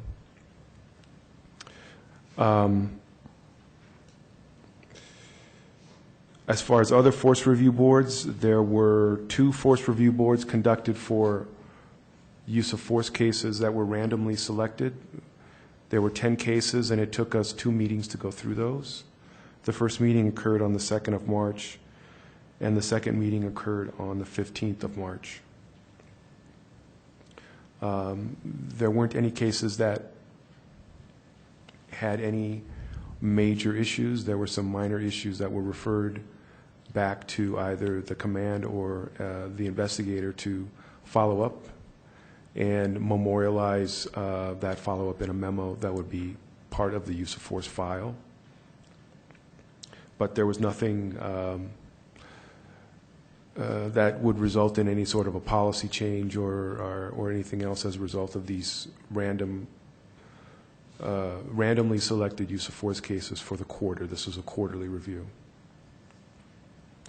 I also attended the Force Review Board for the tactical section. That was on the 8th of March, and that reviewed all of the SWAT activations for the month of February. There were 6 activations for the month of February. In these activations, there were no shots fired as far as officers utilizing their firearm. There were chemical munitions used, and there were deployments of their robot and their other mechanical apparatus. There was 1 use of force generated from these 6 activations,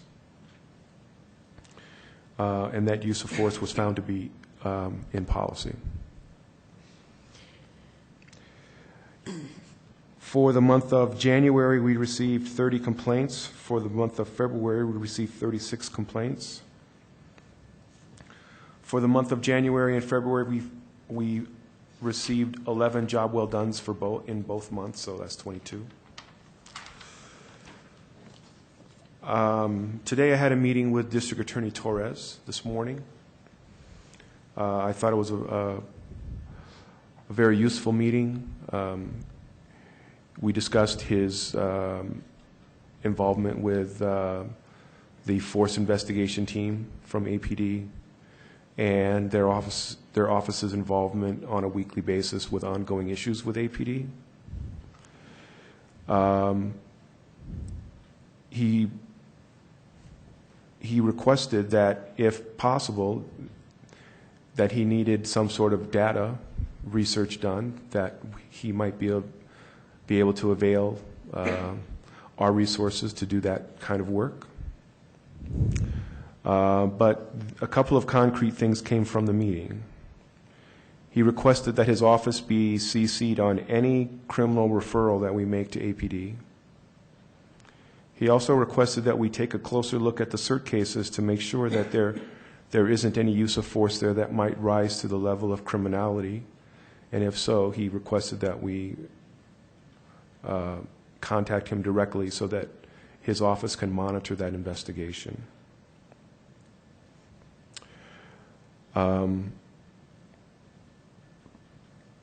Overall, I think it was a good meeting, and I'm sure that we're going to continue to maintain contact. He did express, as was already relayed to you regarding the officer-involved shootings, that he has hired 2 attorneys to do full-time work on officer-involved shootings. And he's going to have those attorneys make those charging decisions on cases that are less complex. If cases are more complex, he's going to use an independent panel of district attorneys to make the charging decisions. And that's how he's going to go about handling the officer-involved shootings. As you know, Miriam Verplu's last day was the 10th of March. As of today, the position has been posted, and it will be posted until the 29th of March for applicants for the position. We will be bringing the Dago Law Group to Albuquerque to do IA certification training. That's a cooperative effort between ourselves and the Internal Affairs Division. That training is tentatively scheduled for the 16th of October through the 20th. We will need to make sure that we have a minimum of 25 participants. APD has assured me that we won't have any problems filling those seats. However, if we do run short, or if we can go all the way up to 50, we would reach out to other departments in the Southwest to come and attend this training. I think that the trainer's a valuable resource. It's a relatively inexpensive training session. He only charges per attendee. He doesn't charge for his team or anything else, expenses. He has it all rolled into the training expense itself. So we're going to be having that training. So most likely we won't have a full agency that goes to NACOL this year, because all of us will be going to that. And that's here in that Albuquerque. training. Yes, the Dago Law Group training will be here in Albuquerque. Are we paying for that then? We will, Chair Fine, Board Member Brown, we will only pay for those that attend. Your staff that attend. Right. We don't have to pay to have him come in, or Oh, we don't. okay. Yeah, all we have to do is pay for those who attend. And APD pays for their members? Right. Okay. Thank right. you. And we actually will, with a minimum number of attendees, we'll actually get a couple of free seats. I did respond to the officer-involved shooting on the 10th of February. And then on the 6th of March, I did respond to what was then categorized as a possible in-custody death, which it turns out that the person is going to survive and go home, so that will no longer be treated as an in-custody death. And other than that, I stand for questions. I have one concern, and you and I and Major Tyler and Commander McCrae have talked about this, and we're trying to figure out how to deal with cases that you're getting, but these 5 cases came through. The unfortunate part is, though you reviewed them, they did. This group, this body, the board, represents the community. And we did not review those 5 cases. So I have a problem with that. I understand the circumstances. I understand that we're trying to address those circumstances moving forward to try to get it, and that's why their efforts to make sure we can access the evidence is so important. But there's no excuse, in my opinion, for us as a board to see any cases passed on that we should review that we don't review. So I just want to say that I appreciate the hamstrung situation that you were in, but we need to avoid those at all costs, and I wouldn't like to see that happen again. Okay. Does anybody else have anything they want to add? Well, you might have something to say. Well, Chair Fine, I think that given the new access to information through the Safe Link, that should help facilitate some of these issues. And Major Tyler's commitment that once the cert case is closed and ready for a review board, it'll be made available, so we should have those days. I haven't received the cert case, so we'll see. We'll have our first test as soon as one comes across. Well, and Commander McCrae and Chris, what was his name? Chris Wiggum? Yeah. Wiggum want to do another training for us. We did a brief one before this meeting, but we will do another one, and so we're ready when the time comes. So we should set that soon. Thank you very much. Does anybody have any questions for Director Harness? No? Okay. Thank you. Okay, so we did, okay, the other business that we have, the last business, we already did the ordinance amendments. So if those are included in our passing that, right? On item 14, other business, ordinance amendments. Try to say that 10 times fast. I think we already covered that with passing the ordinance amendments before, correct? Yeah.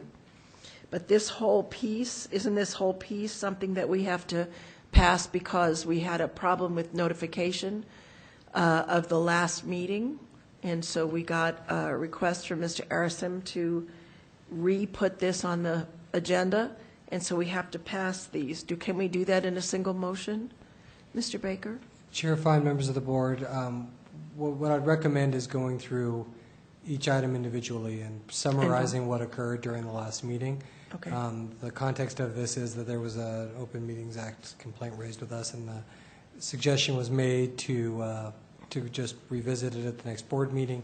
The board accepted that, and therefore it's on the agenda for tonight. But by going through each item, and I know Director Harness can assist. I wasn't here, so I'm not much help for summarizing, but if you take each item, summarize, vote on the ones that were action items again, that will reaffirm the board's action. Okay, item A, the ordinance amendments. We had some discussion about that, but we didn't vote on anything relative to that. We completed that discussion tonight and did vote on them.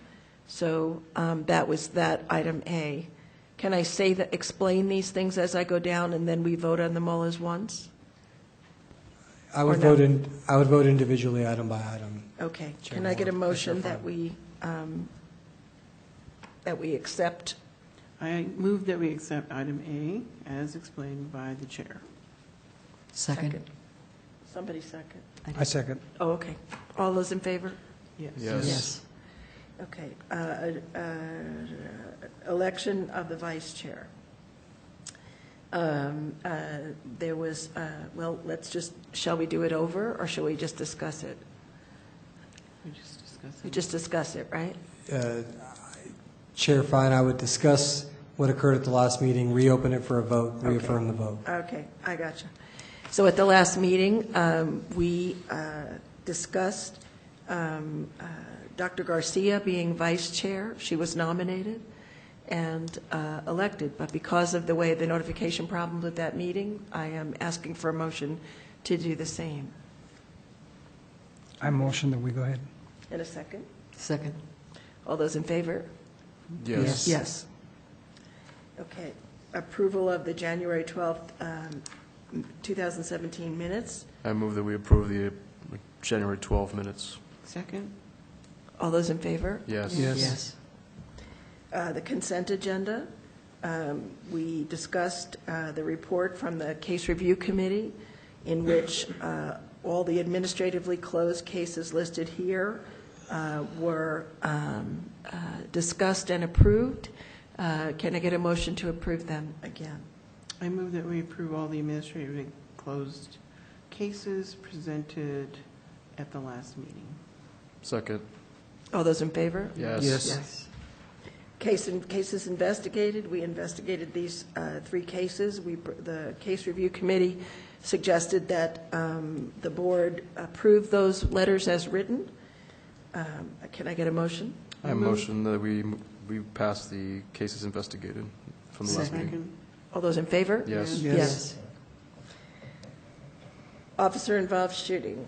At the last meeting, we discussed case I-001-15, and that was passed as written, and I would like a motion to that effect.